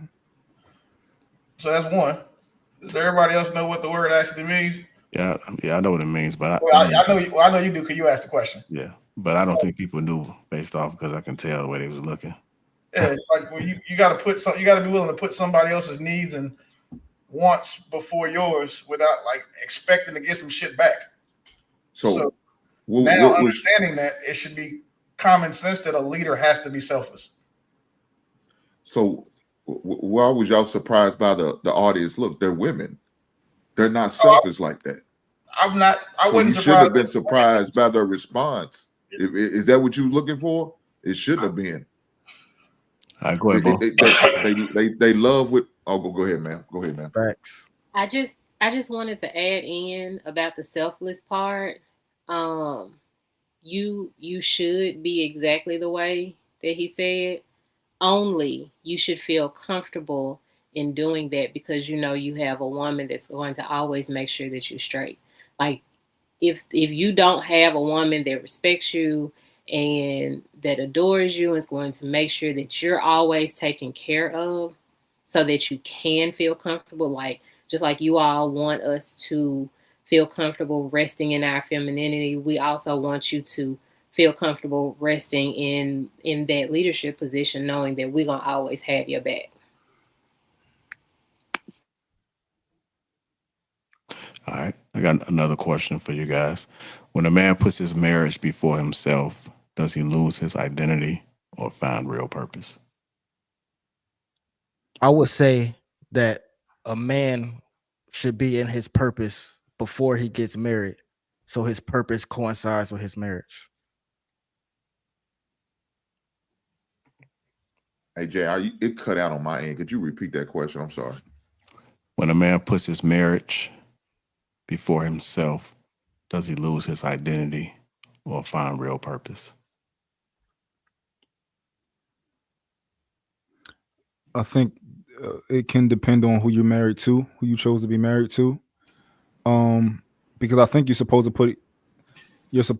put each other before yourself. Like I should be putting you, I should be being selfless. You should be being selfless. But also, what was I about to say? But yeah, I think both people should be serving each other in a marriage. But I do think that a part of your purpose, should be like if I make a lot of money, or if I'm a businessman, and and it's a part of our that should be structurally a part of our marriage. Like a part of our family is what we do, financially and whatever. That should be a part of the way that we grow. That should be a part of our vision. So I think that these other things about you should be intertwined into the marriage, if that makes sense.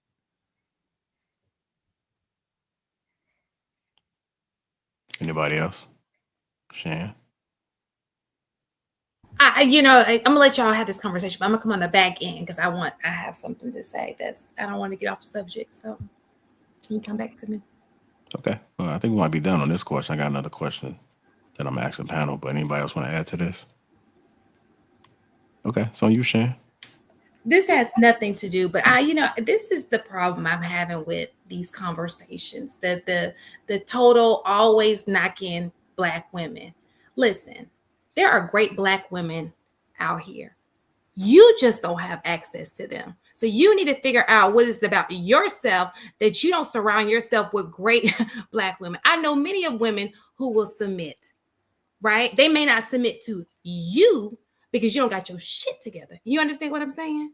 So I'm sitting I hate when y'all sit up here, Black women, y'all put us in this pile as if y'all don't know. It's almost like, how people from other races, they deal with you for a short amount of time, but they don't really know you. So they have all these things to say because they're stereotyping you. Y'all know better. You're around great Black women, but for whatever reason, y'all get on these shows and bash us like we're all the same. And we're getting, it's sickening. Just because they don't show up online, because great Black women sometimes don't want to be online. Do y'all not have access to them? Are they not in your neighborhoods? Are they not in your environment? Are y'all around ratchet women all the time? Because if you are, you should probably move. Shan, I'll say this. So frustrating because I'm a Black woman and it's here time after time after time. You guys get on here bashing Black women as if you've never met a great Black woman. Hey, Shan, I'll say this. Black women are amazing. I love Black women, but if they were, I'm not gonna say if they were so amazing, but yeah, there are some good Black women out there. But if they was all that you're saying, or most of them was all that you're saying, then most of them wouldn't be single. I get it. Yes, there are some good Black women out there. We're not speaking on these questions don't come, they don't be like, oh, what you think about the good women out there? We have topics that's based on things that are sometimes based in trauma or things that we see on social media. So I don't want to say it's going to be negative, but there's a slight shock value to it. They're not asking us good questions. We're being asked about the the negativity or the bad parts for the most part. So yeah, there's good women out there, but most black women are single. So this is the thing. Well, the question I asked was when a man puts not you. No. It was the answers that were coming. It's not you, JR. But what I'm saying, I wasn't talking about this question. No. So this is what I'm saying. Being a good person does not. You can not be a great wife, sure, but that doesn't mean you're not a good person. A good person and a great wife are two different things. Just like a good man may not be a great husband. But the way you guys speak, no. I hear it over and over again. All this ill talk about black women as if y'all got y'all shit so together. You understand? We both have to have work to do. We do. And I'm so tired of this deficit mindset that we have. We speak ill on each other. We speak ill on each other. That's all we do is spew bad things about each other. They don't have to do it. Hey, look, we are so toxic to each other. We can have so what I'm saying is we can have a conversation and say, look, these are our areas of improvement that we need to work on. A sophisticated conversation, but we don't do that. We start with the bashing. Oh, she's this. Oh, she's that. I say this all the time. You indirectly knock yourself because at the end of the day, black men produce black women. That's your sperm that produced that, not a white man's sperm. That was yours. Do you understand me? So yes, we have work to do, but to sit here and be like, oh, somebody else's product is better than yours, that is crazy. You will never, ever, ever hear me put any other race over my very own. You understand what I'm saying? Hey, Shan. Nothing but the best. I see nothing but the best in my people. Yes, we need to strive higher, but I see it in us. And it's just so frustrating to me. Hey, Shan, what the thing is, I hear what you're saying. But for the 25 and 30 years that they was telling black men that we needed to get our shit together, I ain't hear no black man say, well, what about the women? Hey, In 2025, black men are doing better than I'm 32. Black men are doing better in 2025 than they ever have in my lifetime. So if it's time for women to hear that y'all need to get y'all shit together, it ain't about to be no, oh, pity party. We both need to get it. No, we done got our shit together. Now we realize, see, the thing is, men have got their shit together and we realize where the fuck we fucked up at. And it's letting women do what the fuck they want to do in a certain extent. It's letting women run the households. It's letting women run our community. We realize we fucked up. The younger man is realizing it's fucked up and the older man is realizing they fucked up. So yeah, we're speaking on it. And we're speaking on where we see the fuck ups at. And the fuck ups is in a lot of the women and how they raising these kids. That's all it is. So it ain't gonna be, oh, both of us need to get our shit together. Yes, there are some men that need to get their shit together. Of course there is. But when you look online and you see most of the degeneracy, it's black women shaking their ass and it's young niggas killing each other that's being raised by a single woman. So no, we not about to say, yeah, we're in the wrong too. We know we've been here, we've been in the wrong for 40 years. We fixing it. And the good women that we have access to, they don't get bothered by things that don't apply to them. I've never seen Miss Pearl get upset by anything. I've never seen Di get upset about something that someone has said, and then they also don't say that anytime you say something negative about a black woman, regardless if it's true or not, they don't call it bashing. Like the good women that I'm around, they can hear all these terrible things about women and don't give a shit because it doesn't apply to them. Get her. So what I'm saying to you is, if I'm talking to you and I say some black men, I'm not going to be offended by that. You don't say that. You say black women. So as a black woman, I'm in that pot you're speaking of, right? Mm-hmm. And if you're only acknowledging all the time black women, yes, you're directly talking to me. I am a black woman.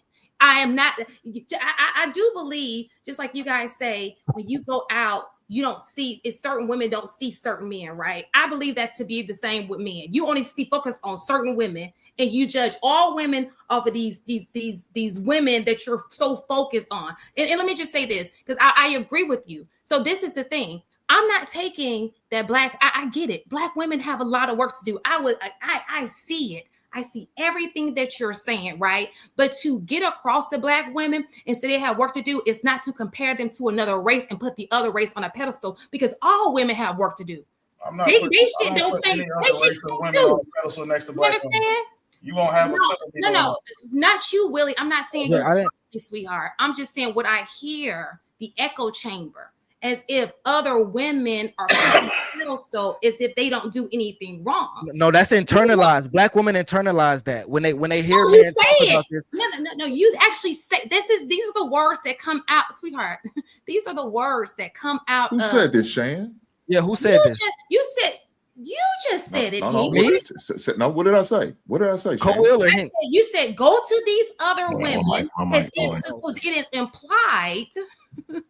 You didn't say go to pick a better woman. Maybe you should go to church. Maybe you should go somewhere else and get out of your surroundings and choose a better woman. You said maybe you need to go to another culture to find a woman. Is that not what you said? Man, Hank was just talking shit, man. So what I'm saying, but it becomes, do you understand? If we're really trying to, please understand me. If we're really trying to say something, we cannot insult each other. The point is to have a conversation with each other so we can better understand each other, come up with a possible solution so that we can be on the same page and move forward. I want to see our community win, and we cannot win this way. This is a battle. This is us, to the point where they're starting to jump in with the whole, I don't know if y'all seen that. That's another conversation. Like, no. We should not be doing this. We can have lock his ass up. Lock his ass up. We can have a civilized conversation and not insult each other and talk about the real issue so we can solve the problem. That's all I'm saying. And I know, and I want to be real loud. And I want to say, I know we got a lot of work to do. Black women, we got a lot of work to do. I am not proud of the image right now. Absolutely. But I don't think that this is the way we get to where we need to be. I don't think that. Like, I think Mont trying to hold Hank accountable and down. I want to see how he weasel his way out of this one. Nah, go ahead and lie on me. I mean, Shannon, you want to lie on me next? Go ahead and lie on me. Go ahead and lie and say what I said. He really didn't say that, though. He said he hoped it's a black girl. That ain't what he said. He said, I hope it's a black girl. He said, I hope it's a black girl. Corey, let me tell you what I said. He said, I hope it. Why even bring it in the conversation? I would never compare a black man. No. It was to be insulting. Well, Shan, let me explain. You go to the source, right? You should go to the source, right? Sure, thank you. You beat around the bush, talking all the way around it, but just come ask me. She heard what you said. No, she didn't hear shit, just like you didn't hear it. So what I said was, I feel sorry for our sons today. I said I used to have a problem if my son would date outside our race. But now I don't give a damn. That's what I said. What does that got to do with insulting black women? I said I don't give a damn if he date outside the race now. Because I see what's out there. So all I'm more than that. When we're having a conversation, why even bring other races? Then I started the races of women he could date besides the white. He said the thing is, see, the thing is, women want men to police their words. Hold on. I want to hear what Ma said. Go ahead. He said go find a big booty Latina. That's what he said. Man, I didn't say nothing about big booty. I didn't say that either. God damn, you just won't lie. I heard. See, women want. Oh my God. Women want men to police their words and the things and how they say it. But so let me ask you a question. How would you like me to say, why don't you know what, black women, go get you a white man? They like that's not gonna come on. But see the thing is we don't care how you say it. Exactly. We're not gonna care how you say it. And I wouldn't tell man, I wouldn't advise man to listen to women en masse telling them on how to say something. He said what he said. If you can't deal with what he said, you maybe need to internalize and redirect and just listen to what he said again. If that's what most women are doing. And if a woman feels some type of way about what he said, how could I put it? A hit dog always hollers, bro. That's what there we go. That's the best. That's the best way to put it. So you saying that? Yes, I'm hit because I care about my community. I'm not here to insult anybody. I'm here to have a conversation. You understand what I'm saying? So you can say hit dog. Who cares? I don't care. But my point is, we can have a better conversation. I think we're better people than we portray ourselves to be on these shows. I do believe that. What I'm saying is women are trying to police men's words to help their feelings. When that's what we've been doing for the last 60 years. It was a suggestion. Helping people's feelings. It is what got the Black community to where it is right now. Okay. I want to ask the panel, let's get some other folks in there. Do you guys agree with what Coil is saying? Does anybody disagree with him? What is he saying? That Black women are trying to tone police, man. I think that that's an impossible argument to argue against. I think that people in general should be careful how their message comes across. You for it to get the best. I think you're breaking up a little bit, Mont. You got that sound. Black people like to be the entertainment. Go ahead, entertain. Keep tap dancing. Get all the views. Tap dance, tap dance, tap dance. We love to sign up to be the entertainment. Nobody ever wants to fix anything. You talking about me? I'm not talking about you, sweetie. I'm talking in general. I did not say you. I'm just saying in general. It's all a show. Put on a show. Jerry Springer. Woo woo woo. Like, come on. When it grow up, the degeneracy is like, stop. Please. We are so much better than this. That's all I am saying. Can you hear me yet? Yeah, we can. You go ahead. I think you froze again, though. I think it's better now. Yeah, you're good now. You can hear me now? Yes, sir. All right. No, what I was saying was, me in particular, I do think that people should be careful how they communicate. And I think that you should communicate tactically depending on who you're talking to. I think that based on who you're talking to, you want your message to get across to them and you want them to hear it. So I do think certain people take information differently. So you should be mindful of that. So yeah, I do think that you should tailor your message to certain people. And I do know that when there are moments where you shouldn't tailor your message because that's the best thing to do at that moment. But I think everything should be tactical when it comes to communicating. So I don't necessarily agree with the guys. I think that part of the problem that we have is that a lot of women don't feel like they're heard. And then if a woman doesn't feel like she's heard, she's going to check out. That doesn't mean that you got to do what she say. But I do believe that when a woman is talking to you, communicating to her man, she has to at least know that you heard her for y'all to move forward, in a positive way. Because a woman to check out, not even a woman, a kid, anybody is going to check out if they feel like you're not listening. I know a second, like a older person, I can tell that they not listening to what I'm saying. They just think what they're saying is right and they're not taking it in. Then I'm a check out. I ain't even going to pay them no mind. So that's how that works. All right. Would you guys agree that makes logical sense? Hell no. Full of shit. Full of shit. I mean, he caping. It just sounds like he caping just to, Okay, can you explain? He wants cool points. Can you explain how he's caping? Look, let me say this. No. I want to see if he. Okay. I want to we kind of get somewhere with the conversation. You say he's caping. How's he caping?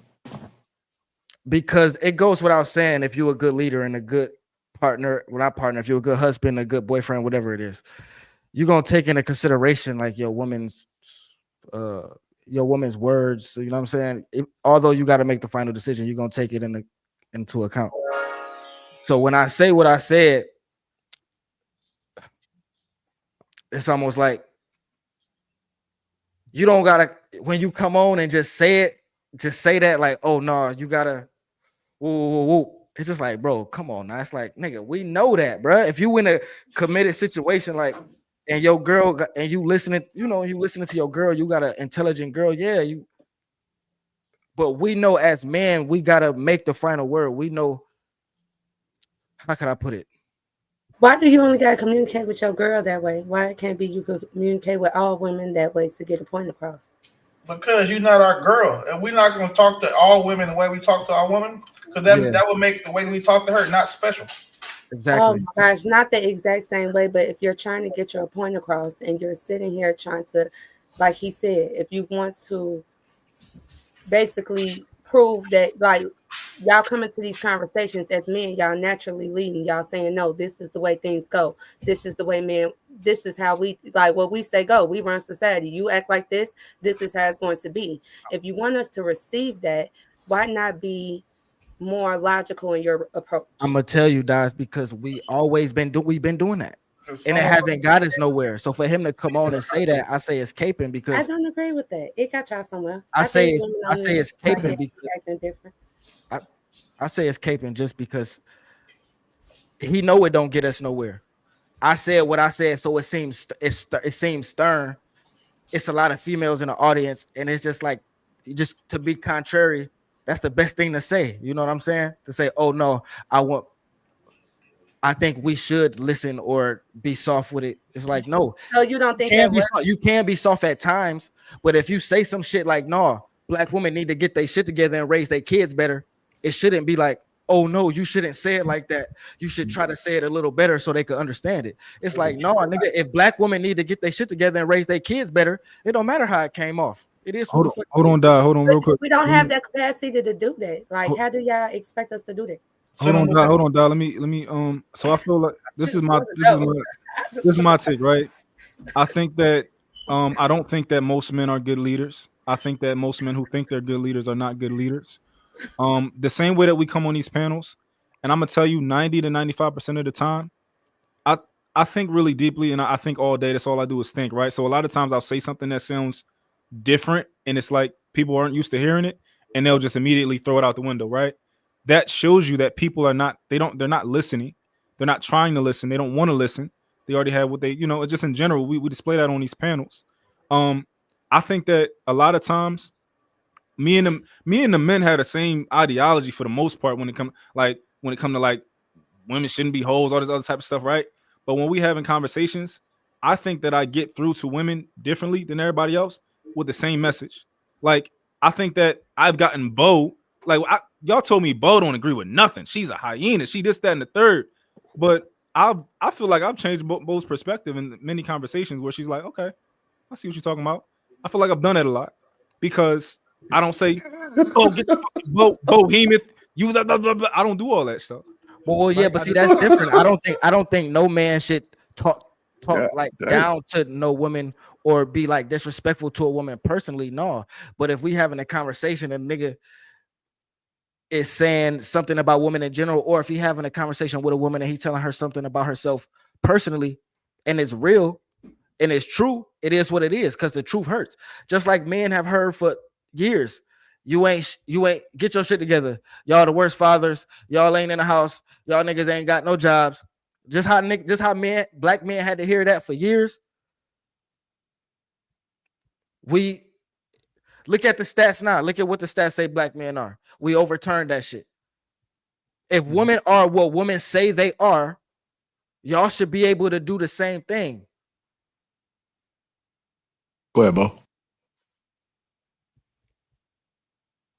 So, I know that we can't make men act like, we want them to act to make us comfortable. That much I do know. Cool, great, whatever. So just like we have to accept you for who you are, and we have to let you be who you are. Cool, great. You also do have to, as a leader, learn how to communicate with the people that you're supposed to be leading. If you cannot learn how to soften your tone when it comes to certain things, to communicate with a woman in the space that she understands, you are not an effective leader. If you cannot calm down and not be so harsh when you are talking to women so that you can get them to understand what you are talking about, you are not an effective leader. Y'all can call mine whatever y'all want to call him, but we have had many conversations. I understand leadership better because of him. I understand submission better because of him. I understand a lot of things because of him and the conversations that we have had and the way he chooses to have these conversations. As a matter of fact, Willie, with as harsh as he talks, Willie knows how to communicate. I've learned a lot of things through conversation with Willie. So I want y'all to understand that it can be done. You men can be men, y'all can be stoic, y'all can be all of these things, but if you cannot learn how to communicate with women in the way that women understand, then you're not an effective leader. See, effective communicator, not leader. What I was, well, yeah. See, the thing is, I understand exactly what you're saying, but that's saying that women want all men to treat them like they girl. We on, say if you in a group or you having a group discussion, we on a panel. We're not. Do I have to does every man have to take your feelings into consideration when they having a conversation with you? My thing is, I grant you that, because I ain't gonna lie, in my life, you just a girl. Every woman in my life, when I come across, if we friends or we cool or you just a girl. She just a girl, dog. It is what it is. She just a girl. It's okay. She just a girl. You know what I'm saying? That's how it come to me. But when you having conversations with men out in the real world, do every man have to take your feelings into consideration? Because granted, if they do, that's cool. But are y'all gonna start submitting to every man out there too? Because because every man gotta take your feelings into consideration once we having these just in common conversation, being cordial. Okay, that's cool. But then it should come with respect on the other side, which, because I hear women say, well, I don't gotta do that for him. He's not my man. I don't gotta listen to him. He's not my man. I don't gotta submit to him. He's not my man. So if we gonna have to do these things for women that's not our girls, just to make y'all feel better, I'm cool with it. But our woman gonna do it the other way. I feel like automatically when I'm in the environment and a man talks to me and treats me like I'm a woman, I automatically treat him and give him the respect that he deserves as a man. Just like the security guards at the store. I make sure they address me. Hey, you look beautiful today. You look nice, Miss Diamond. I like your afro. Well, bam. Okay, thank you, sir. I thank you. I respect you. You feel me? If he say, oh, I need you to come do this, I'm gonna go do that. No questions asked. Even if the principal told me, oh, you could go do this. If he says I didn't talk to the principal yet, I'm gonna go sit back in the office until he go talk to the principal, because that's just the respect he deserves. If you consider that submission, that's, you feel me? I'm doing what he said. You feel me? And that's what that's what it is with the man that's around me. Even the fathers who come and volunteer, if they feel like it should go one way, I'm gonna sit down and talk to him, because first off, you came out and respected me as a woman, and when he talked to me, he's not yelling and trying to take control, but he's letting me know, like, Mr. Bell, I got a father in my class. He was like, I know I introduced myself as Dwayne, but I don't even feel comfortable doing that way. It's Mr. Bell from now on. I say, I get you. Trust me, it ain't no problem for me, Mr. Bell. And then if I slip up, he'll look at me and I'm like, I apologize, Mr. Bell. I immediately give him that respect, because how he went about telling me. He didn't immediately take what I did as disrespect and was like, well, what is you doing? And accuse me of being a certain character. He just let me know, hey, this is what I prefer. And I'm like, okay, I respect that because of how you came to me as a man. No, I totally agree. And don't get me wrong, I don't think no man should be talking down on a woman or like or even arguing with no woman. I don't do that. I'm just speaking about in the context of cordial conversations and the panel. If a man say black women need to do better at this, I don't think that's, how can I don't think that's like, I don't think he need to watch. I don't think he need to watch. I don't think he need to watch his words on that. Now, if he was up here saying like black women is B's and H's, and you know what I'm saying, and throw him to the then I'd be like, whoa, that's kind of crazy. But so I think that you guys are missing the point that I was trying to make. There is nothing wrong with critiquing black women. We deal with each other, right? We'll never know anything is wrong if you don't give us honest criticism. I'm saying degrading black women while putting other women of other races on a pedestal it's not fair in comparison. If you have a problem with Black women, stick it to Black women. Just have the conversation with us without throwing other people and comparing us. You understand what I'm saying? That's the problem that I have with the conversation. But my thing, as a man, if he feels like that's where he needs to take it to in the conversation, who are you to tell him that he shouldn't?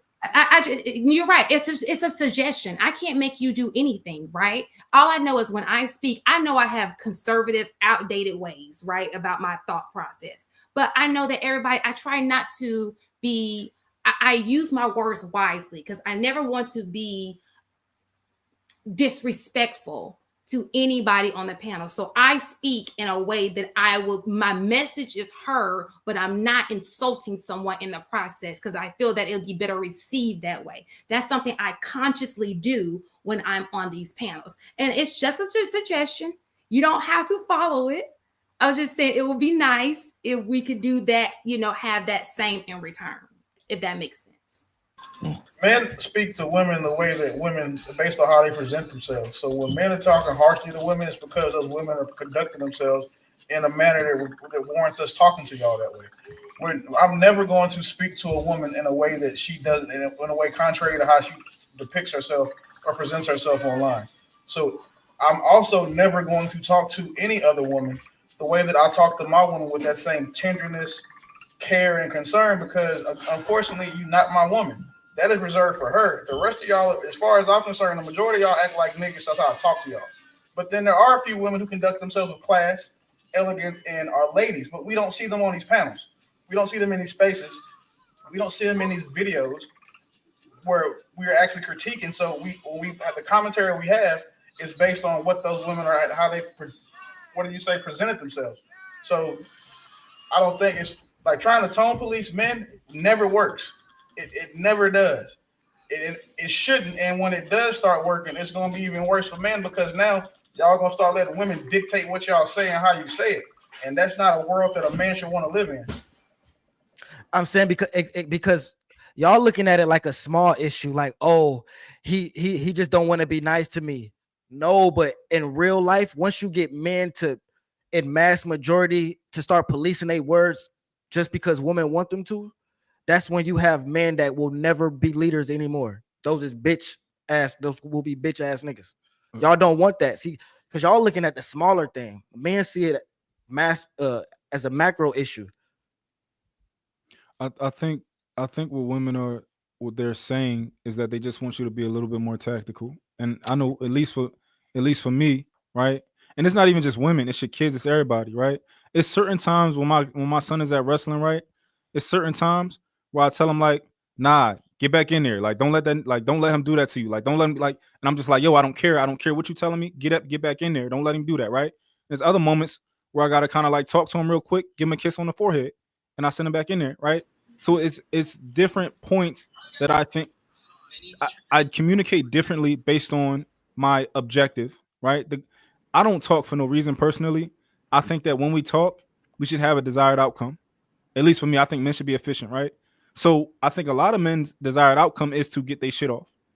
My desired outcome is to get you, the person I'm talking to do something.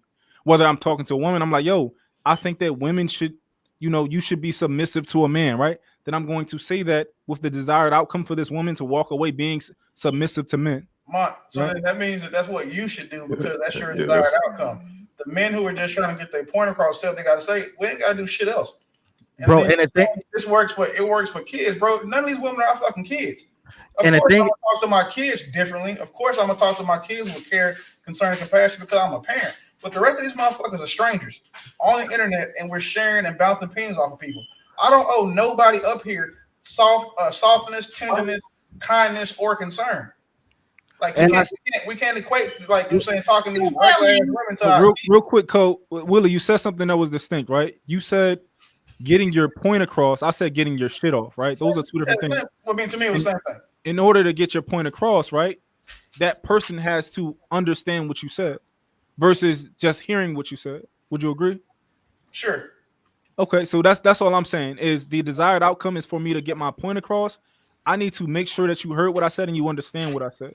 Like for example, if I said that black women raise the worst fucking children on earth, and support it with 15 different metrics, right? I'm saying the exact same thing. If I was talking to someone like Miss Pearl, we having a conversation, and I'm like, well, you know, black women produce the worst children because of this, this, and this. The tone, the cadence, everything changed based on how she conducts herself. And then two, it doesn't apply to her. So I'm not talking about her. But again, say we got a panel here that sells pussy, and I'm talking about bitches that sell pussy. That's who I'm talking about. So I'm not finna softball that shit, but you sell pussy. Like, I'm sorry, you're a hooker. Like, I'm not going to talk to her the same way I would talk to Shan or the same way I would talk to Bo or Miss Pearl, because again, neither one of them are doing. And I say it's caping because he gonna say, no, I don't agree, and then say the same thing I said in a different way. But I feel I get your game. No, I see what you're doing, man. Like, why do you? Look here. Well, let me say something real fast, because I don't talk a lot. I'll let y'all do all this goddamn talking. Y'all don't be saying shit. Just like my man Mont, don't be saying shit. So one of the things is women are bad communicators. I don't know why he thinks they're great communicators, because they know how to fucking talk, but they don't know how to listen. Part of communication is listening. It's a two-way street. It's just not one way. Now, most of these women want a man to be a goddamn sounding board. They really don't give a shit about what you got to say or think. They just want you to listen. So maybe you're a great listener. Shout out to you for being a great listener. But they're not. They say they're great communicators. That's a lie. They don't listen. They don't listen to shit. They won't let. As soon as you start talking and you say what you need to say, they will find a way to turn what you said, flip it around, and make it about them again. How the fuck are you consider yourself a goddamn great communicator, but you turn around the whole conversation and make it about you? You're not even listening long enough to even let a man get his point across. So how are you gonna sit there and say, "Oh, well, they're great communicators"? Men don't. No, men listen. Men pay attention. Most men. Let me say that. Most men listen and pay attention, and then they'll think about it, analyze what they say, and categorize as it needs to be categorized. Not women. They end up feeling that minute. They gonna get it all off, and then soon you say, "What's your thought about it?" As soon as you start telling it, as soon as you start talking about it, well, what about this? What about that? Man, you didn't let me finish. I couldn't get through with the first question you asked me because you turning this shit around. So how would you consider that a great communicator if they can't even take the time to listen? I wouldn't. I got $100 right now. I got $500 for somebody that showed me a clip of me saying women are great communicators. You just said it. $500 in y'all pocket. Whoever can. You just said it. You're going about to lose. Don't do that. Don't take that bet. Right now, Cash App, Zelle, whatever y'all want. Okay. Oh, if you want to bet, hey, I'm about to go to Sword too and just make the shit. If that's the case. Hey, JR, send me that. Send me an avatar dope so I can make him saying that women are great communicators. I need this file. This is what I'm talking about when I say like when people don't listen, like older people don't listen. This nigga built an entire soliloquy on something I never said. That shit is crazy. But who want to be $500 richer? You can be in the comments. It don't matter. Like y'all, show me. I'm on Sword 2 right now. Hold on for a second. I'm gonna send you a Cash App. Don't take the Sora off. I'm not going. I'll take the watermark off. So it's gonna be real you. It's gonna be real you saying it. That's crazy. Anybody else got anything to add on this one? Now that messed this bitch up. JR, the one thing about what was the other question you had? You had another question too. The other one was our social media relationship gurus ruining relationship, ruining marriage, or just exposing the truth people don't want to hear. Our social media relationship gurus ruining marriage, or just exposing the truth people don't want to hear. I think they're ruining relationships because there's a lot of people out here that are speaking from a place that they're not living currently. You got a lot of married men out here telling single men how terrible women are instead of speaking from a place where they actually live, unless they don't. FYI. Like, if you don't, if your marriage is terrible and your woman is terrible, fine, great, whatever. But I just don't hear them telling men like what to look for. It's a whole lot of don't get this woman, don't get that woman. If the woman do this, then she not a good woman. It's always a lot of what you don't want instead of telling them what they should be looking out for. I hear too much negativity, and it's my opinion that if you focus on the negativity, then that's exactly what you're going to attract. But that's something else. But I think that they're not doing people any good by constantly speaking on the most negative things about relationships when they're trying to encourage people to be in relationships and marriages. I think a lot of people, not men and not just women, that speak on these things are really speaking from a place of hurt, maybe, possibly. And I think that they don't have real voices in their own world. So they get on the internet and tell people all of these things, all these fantastical, terrible things about relationships. And they're like, we need to value relationships more because people don't value relationships because there's too many 304s and all of this stupid shit. Instead of speaking more positively of it, how can we get to this relationship? Don't tell us what we need to stop doing. Tell us what we need to start doing. Because if you don't have anything to look forward to, then the only thing you're going to be doing is excluding people the whole time. So, I don't know. That's just my opinion. All right. Anybody else? I think people who speak poorly on relationships are really, honestly, they typically men who either can't get women or they can't get like compliance from women. Because I would never even be in a relationship where I'm not getting compliance from a woman like that. It's not even an option for me. So I don't know. It's just not my experience. Of course, I know that they out there. Like I know it's plenty of women who I never like was with. You know, I just kind of like hit and quit because that wasn't the time. I would never be like that with that woman. So I don't. You know, I don't understand the idea of just speaking negatively on relationships. Typically, I think it comes from men who just they can't get compliance out of women.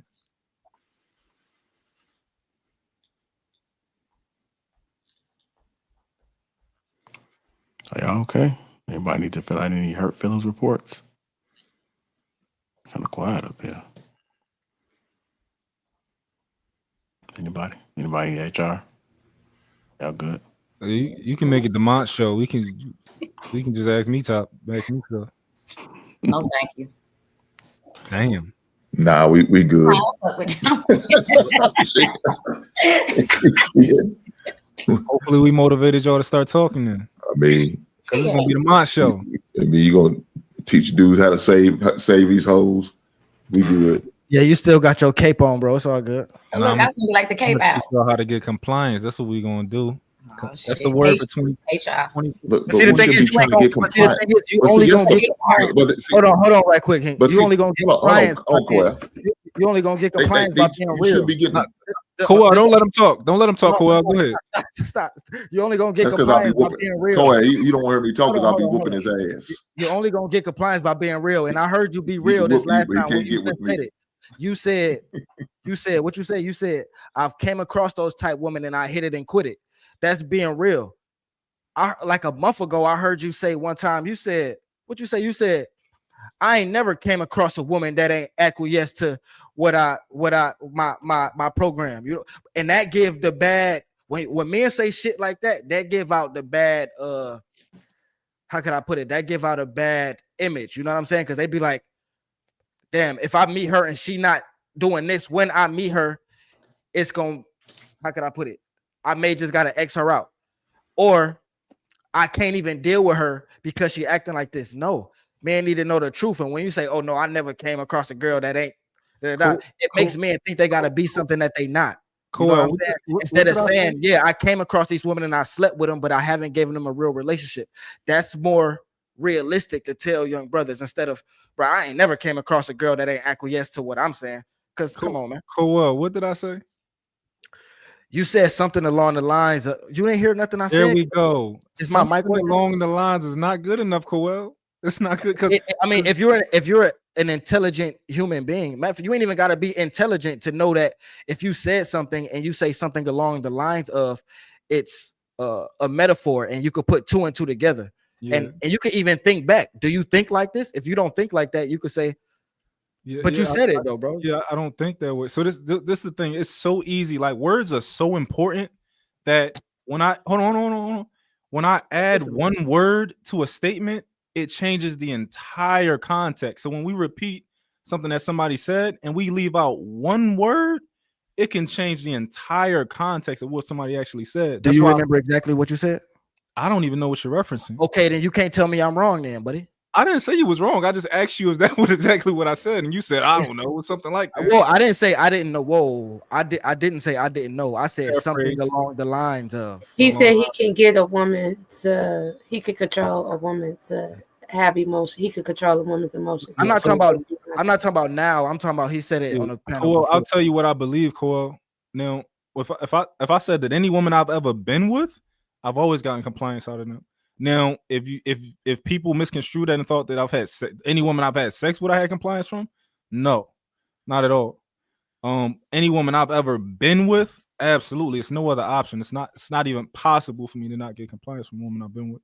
It ain't happening. All right, let me get to these super chats, then we get to this last topic and get up out of here. Illa 999 says Pearl ain't no dummy. Thomas Ford 199, Boheme out here spreading fake history. Construct Icon with the 199 says women don't take accountability in all races. Kenny 3 Stacks $10. Women don't always have to be heard. Some decisions we don't care about your thoughts or feedback. I don't need a explanation. You should trust and follow my decision since you picked me. Construct Icon with the 199. Hit the like icon. Support the channel and the panel. Hit the like button. Marcus Evans $5 says shout out to their brother Hink Willie, Coel, and Miss Pearl for talking logical sense tonight. Good show tonight, JR. Thank you. Shut up, you ugly too, and you ugly. Shut up.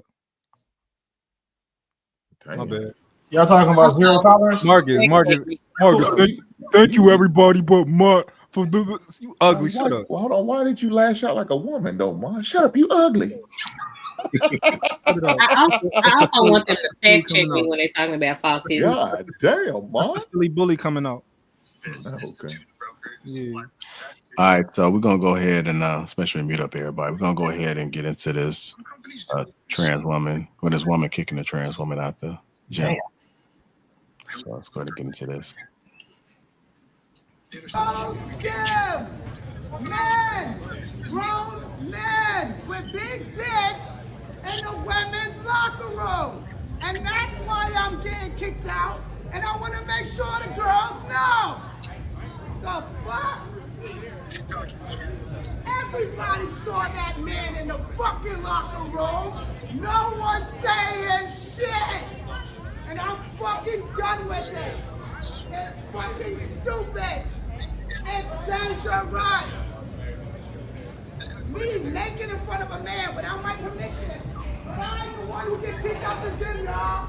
I'm terminated for not wanting men in the locker room. And that liquid isn't water. Men in the locker room. I just had the worst experience ever at the gym, at Gold's Gym, and I think this is probably happening at gyms across America, where like trans women are going into the women's locker room and not really caring about how women feel about it. And it's really hurtful, yo. Like, how you gonna say you want to be a woman or that you are a woman, but you don't give a fuck how women feel? Today I was naked in the locker room. I turn around and there's a man there in boy clothes, lip gloss, standing there looking at me. I'm butt naked. So the first thing I think is maybe there's a worker in here. Maybe I missed the sign. I say the word sir to say, sir, what are you doing in here? He goes, don't fucking talk to me. I'm a woman. I have a right to be in here. Immediately, I'm fucking pissed because I'm butt naked. I feel violated. I feel like weird. Like, I don't want to deal with this, right?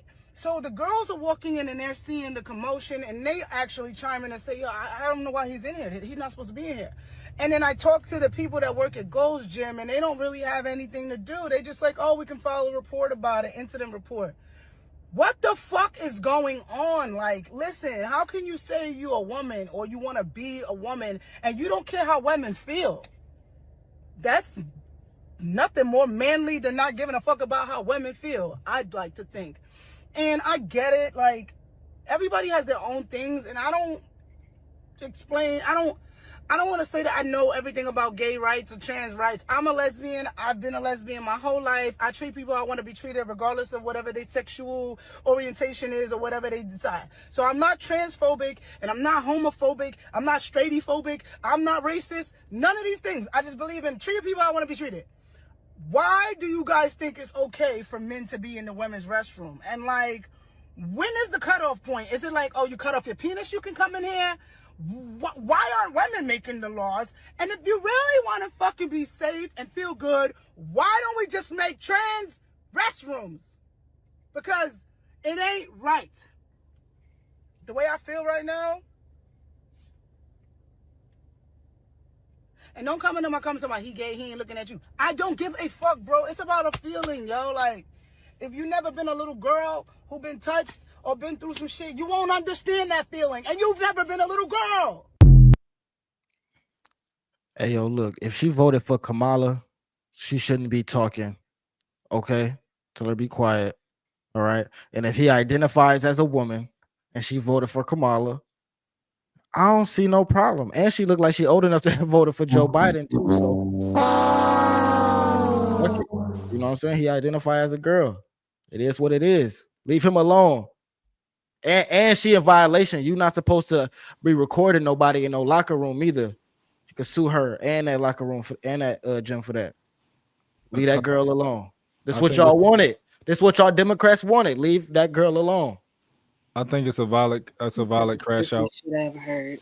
It's a valid crash out. I ain't mad at her. It's not a violent crash out. She is absolutely correct.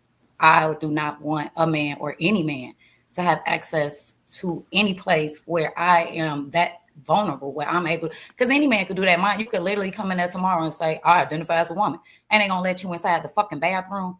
Like, I just want to know where all the trans people were going to the bathroom before this LGBT ABCDEFG agenda was going, because this is ridiculous. Like, no man should be allowed to do that. Like, that's not a crash out. That's a woman explaining to you all that we're in danger. Like, she felt uncomfortable. She felt disrespected. And then she was the one that got kicked out.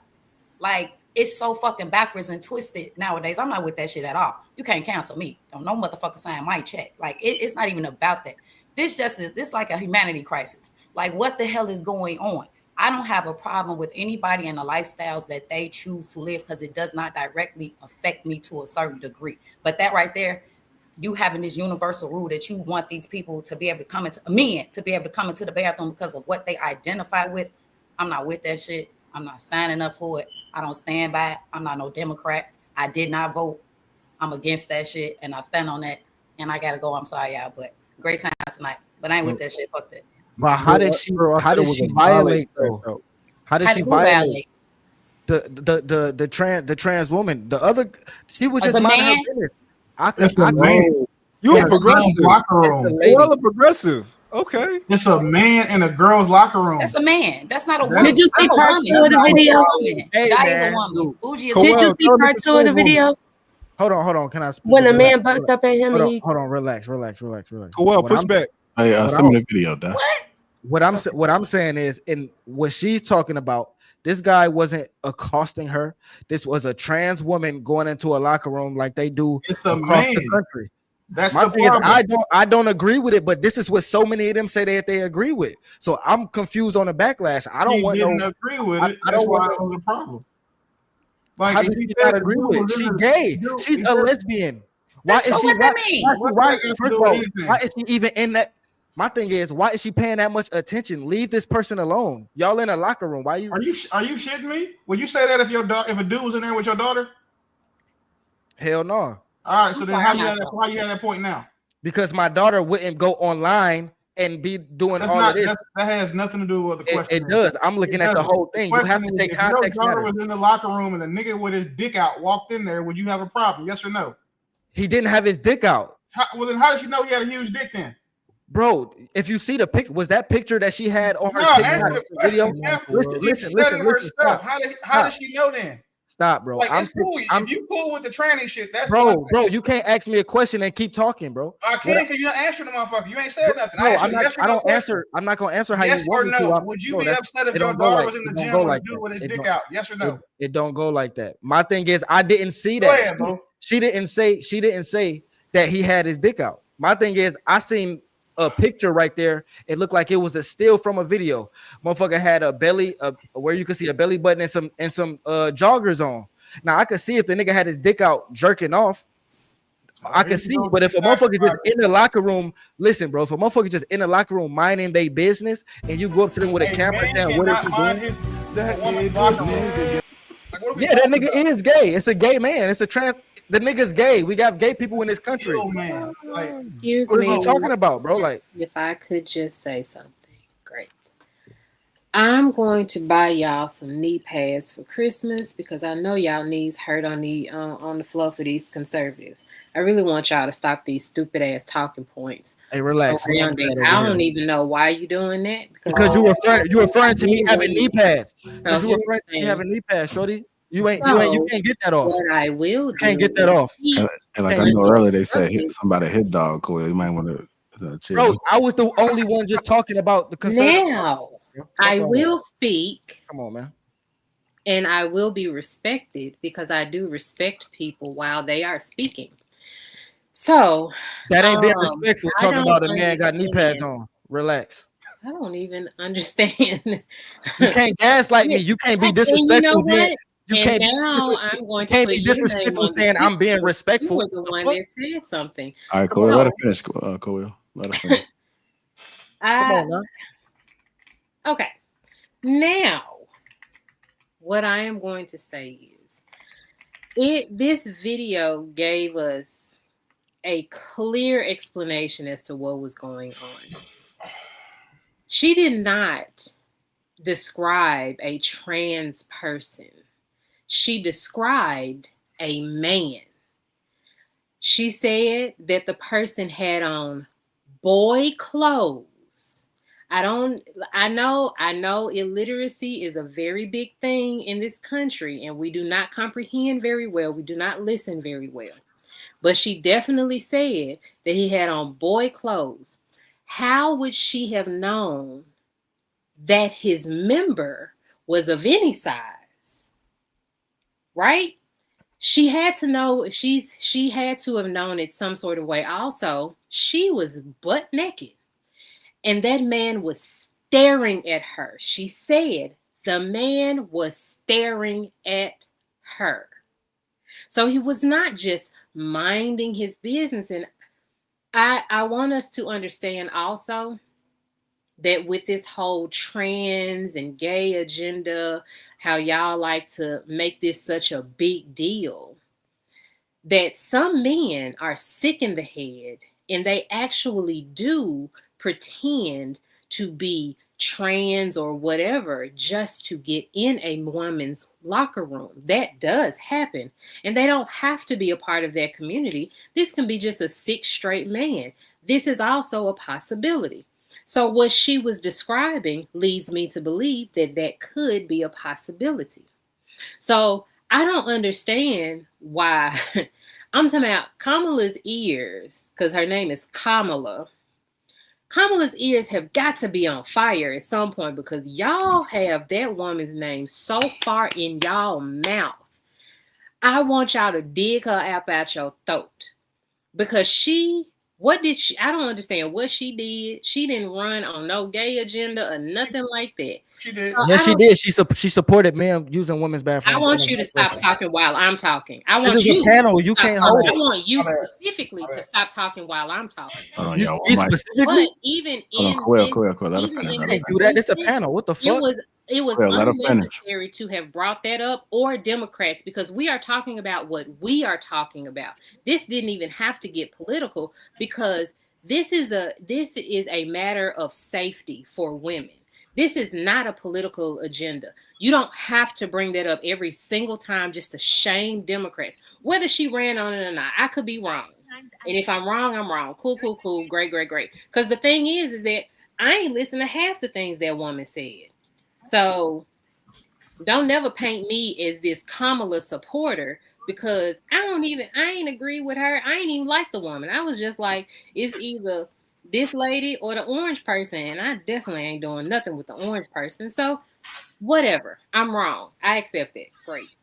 But to have brought that up when we're talking about the safety of women and a man that was in a locker room with a woman and then she got kicked out, I'm just trying to understand how all of that got brought up.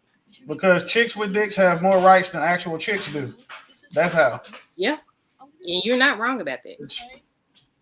That's conversation dead.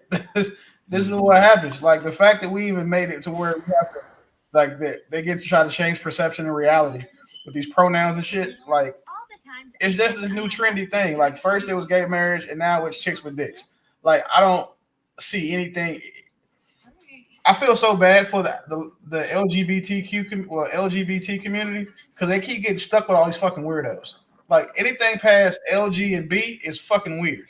It's like it's the mental illness part. It's the part that's like, oh, I'm too spirited. Oh, well, I should have been a man because my hands is big and my daddy looked like a girl, but I look like my mama who was a man. Like, it's all these weird mentally retarded people that are now have metastasized themselves onto folks just being regular lesbian, bisexual, and gay, which is just a sexual preference. That T and the rest of that mental illness, and we are champions. They all are, Will. Like, they all are. Like, we're not saying we. I'm saying we're the society. Or as a matter of fact, you're right, Hank. There is a large subsect of our society who champions and acknowledges this bullshit. That says, you know what, a man can say, hey, I got a 36-inch dick, but I feel like being a girl, so I'm gonna go to the gym, bench press 135, and then walk into the female locker room with my 36-inch dick out while this man-looking chick is getting dressed. But I'm gonna stare at her because at the end of the day, I got a dick, she got a coochie, regardless of how manly she look. And now I'm gonna make her uncomfortable. And not only do I get to do that, but I get to assert my privilege as a chick with a dick over this actual chick with a vagina to get her kicked out of not only the girls' locker room, but the gym. That's fucking crazy. Like, anybody who thinks this makes sense, like, I'm going on record, you are fucking retarded to me. Like, there's no gray area. You are retarded to me. Like, and I think that you should be sterilized and never have children. All right, go ahead, Bougie. You got on this. How you doing? So you got the belly lighting going on. Hi, everyone. So I think that it'd just be really simple to just have a third party area. That's just always kind of been my standpoint, because I would feel like the women wouldn't be safe going into the men's restroom, and then the women wouldn't be safe with men going into the women's restroom. So, you know, like, it turns into a predatory situation, and I just think that there needs to be a third party area. I would definitely like to touch on, like, the chicks with dicks statement that Willie just said.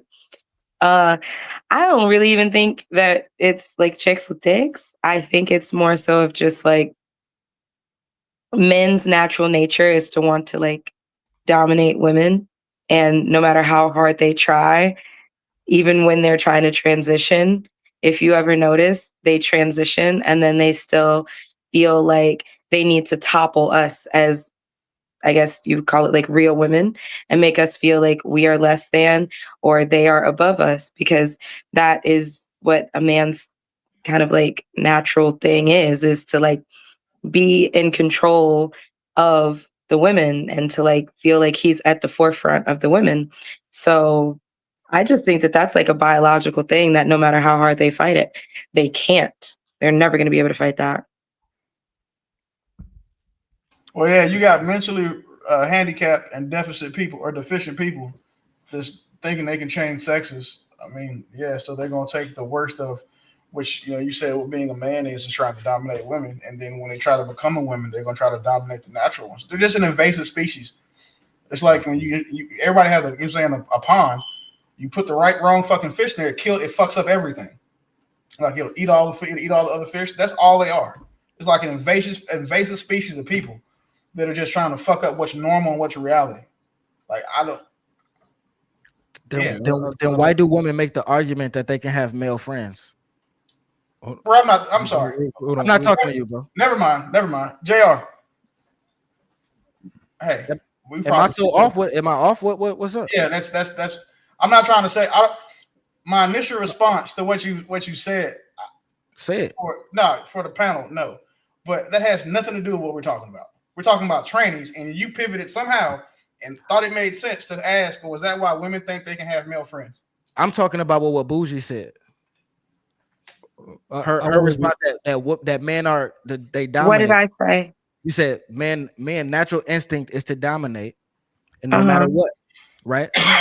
Right. So in that case, if women feel so bad about men dominating, and if they can't control it, why do they make the argument that they can have male friends then? Because if you have a male friend and women know that the man can dominate them at any time, but I think it probably be better it'd probably be better to say, why did they have gay friends? Would probably be better. Okay, so I'm not really sure. I'm not talking about gay friends. I'm talking about male friends that's not gay. I'm not sure how you're trying to like tie that into like what I said, because what I said was about the clip, right? But what you're saying is that if women feel that way or whatever. Now, mind you, I'm not speaking when I made that statement, that wasn't me speaking from the woman's perspective. That was me speaking from what I hear men say all the time, that they are natural conquerors, they are the natural leaders, that they are supposed to dominate us. That wasn't a statement that was coming from what I think as a woman or what women say. So women feel like maybe that they can have male friends because they establish proper boundaries or whatever that case is. That would be my response to that, but that's a completely different subject. Well, if it's not your if you don't actually feel that way, then it doesn't even matter then. No, bougie, that's not true. What? Niggas like me. I'm saying if you don't feel that way, I'm not saying what you're saying don't matter. I'm saying if you don't feel that way, then me not agreeing with what you said doesn't matter. If you're just going off what man said, then I can understand why you said that.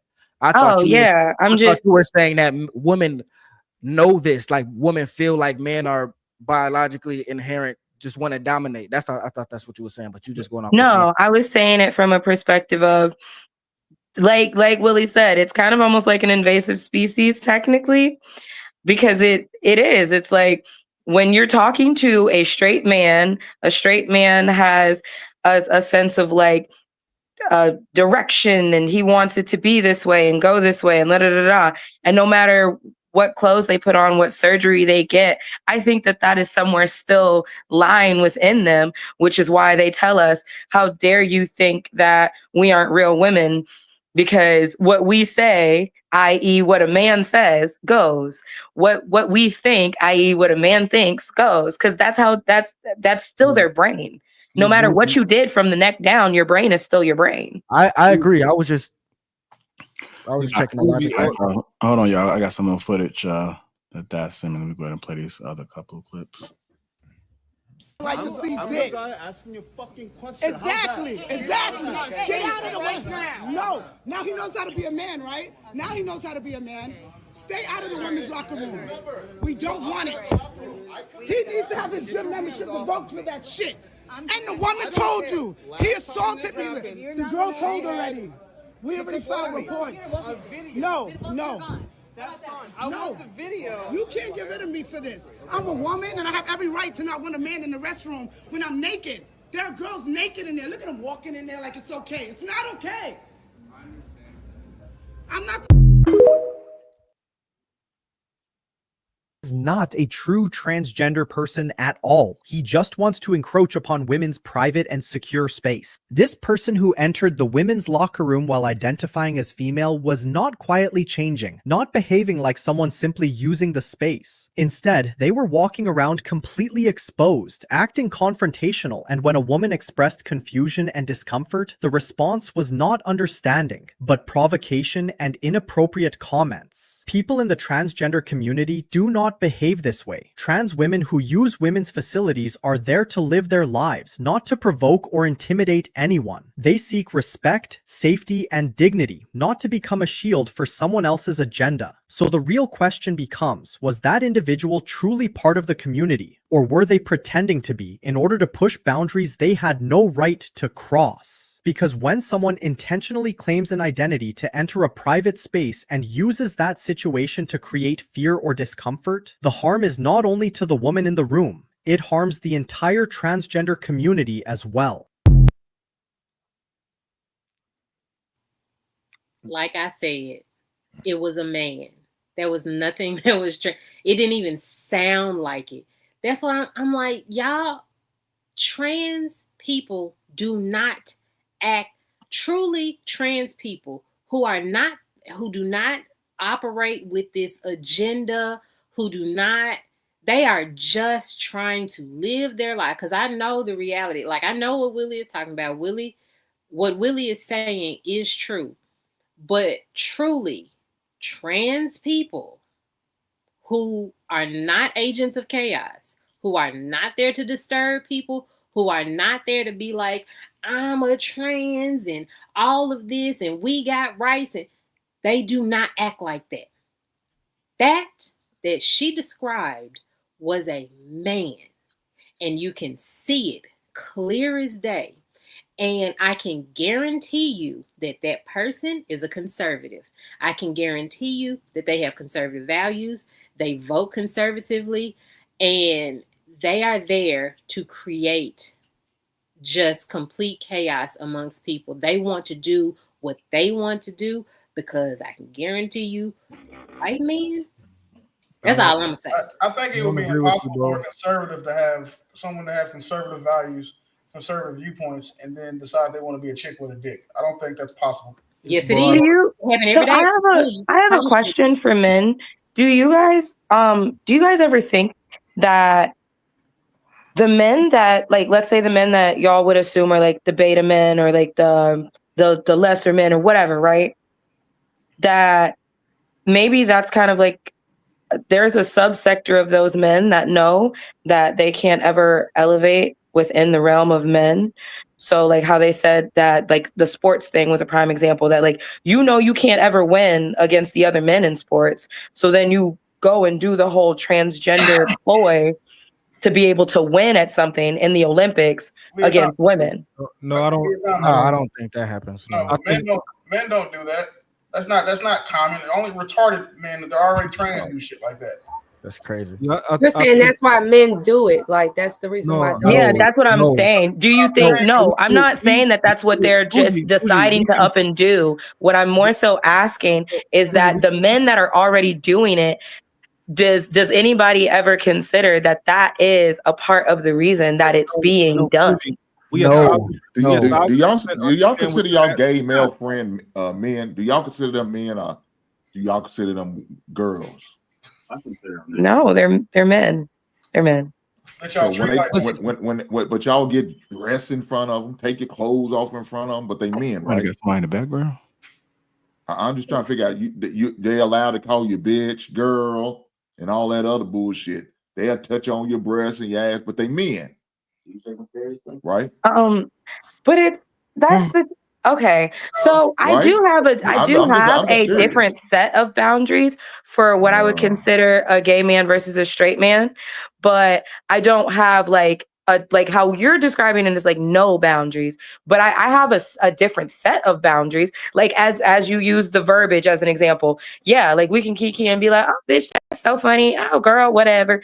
But at the same time, like as far as I do understand that there has to be some level of a physical boundary, but verbiage boundary is obviously way more lax between a woman and a gay man.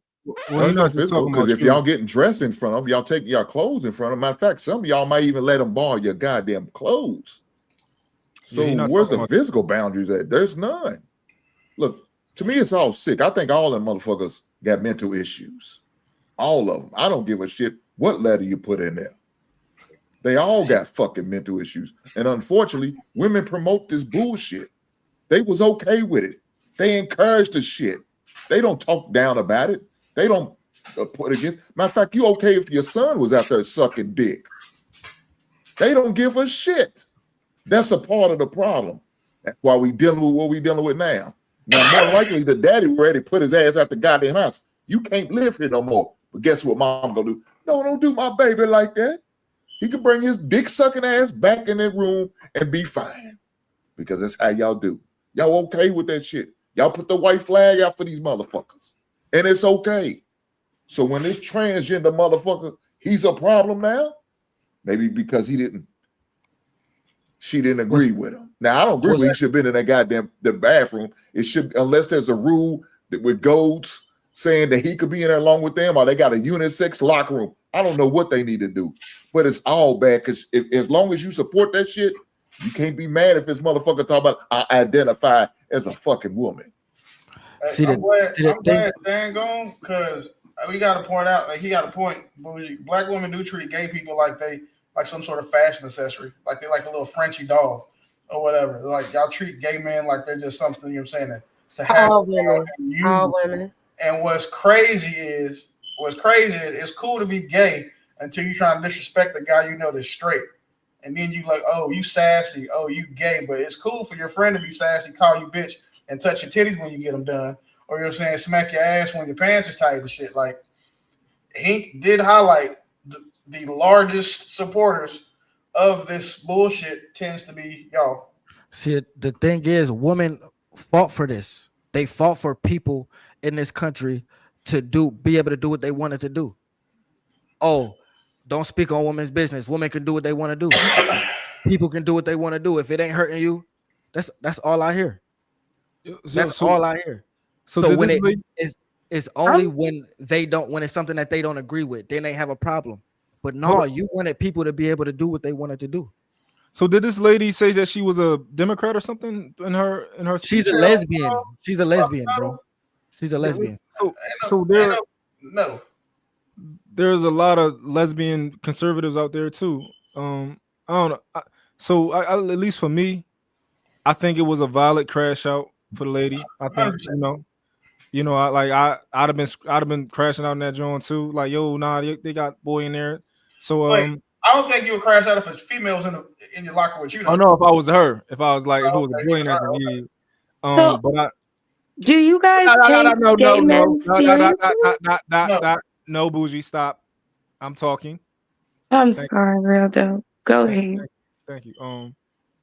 But yeah, it was a violent crash out.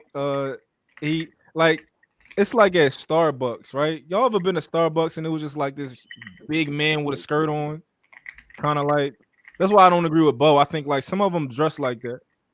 Some of them just think that they don't gotta like fully turn into a girl. They think that they can just put a skirt on and still not shake their legs and just walk around and go in the girls' locker room. I think that's out of pocket. Like if you're gonna try and go in the girls' locker room, at least try to really be a girl or something, like, kind of like.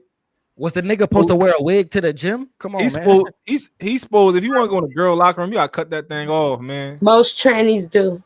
Yeah, like I don't know what trannies do. I'm just saying.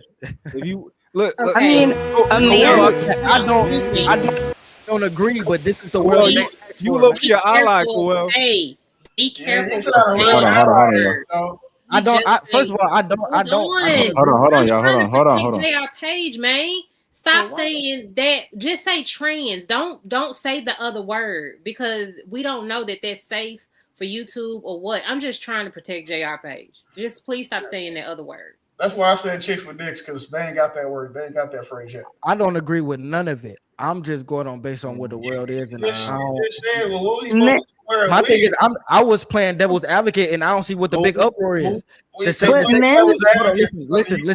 The same people that got a problem with it, it's the same people that, on the other hand, will want another group of people to be able to do what they want to do, and they fought for this. These is their best friends. Yo, this is why women be acting like that, right?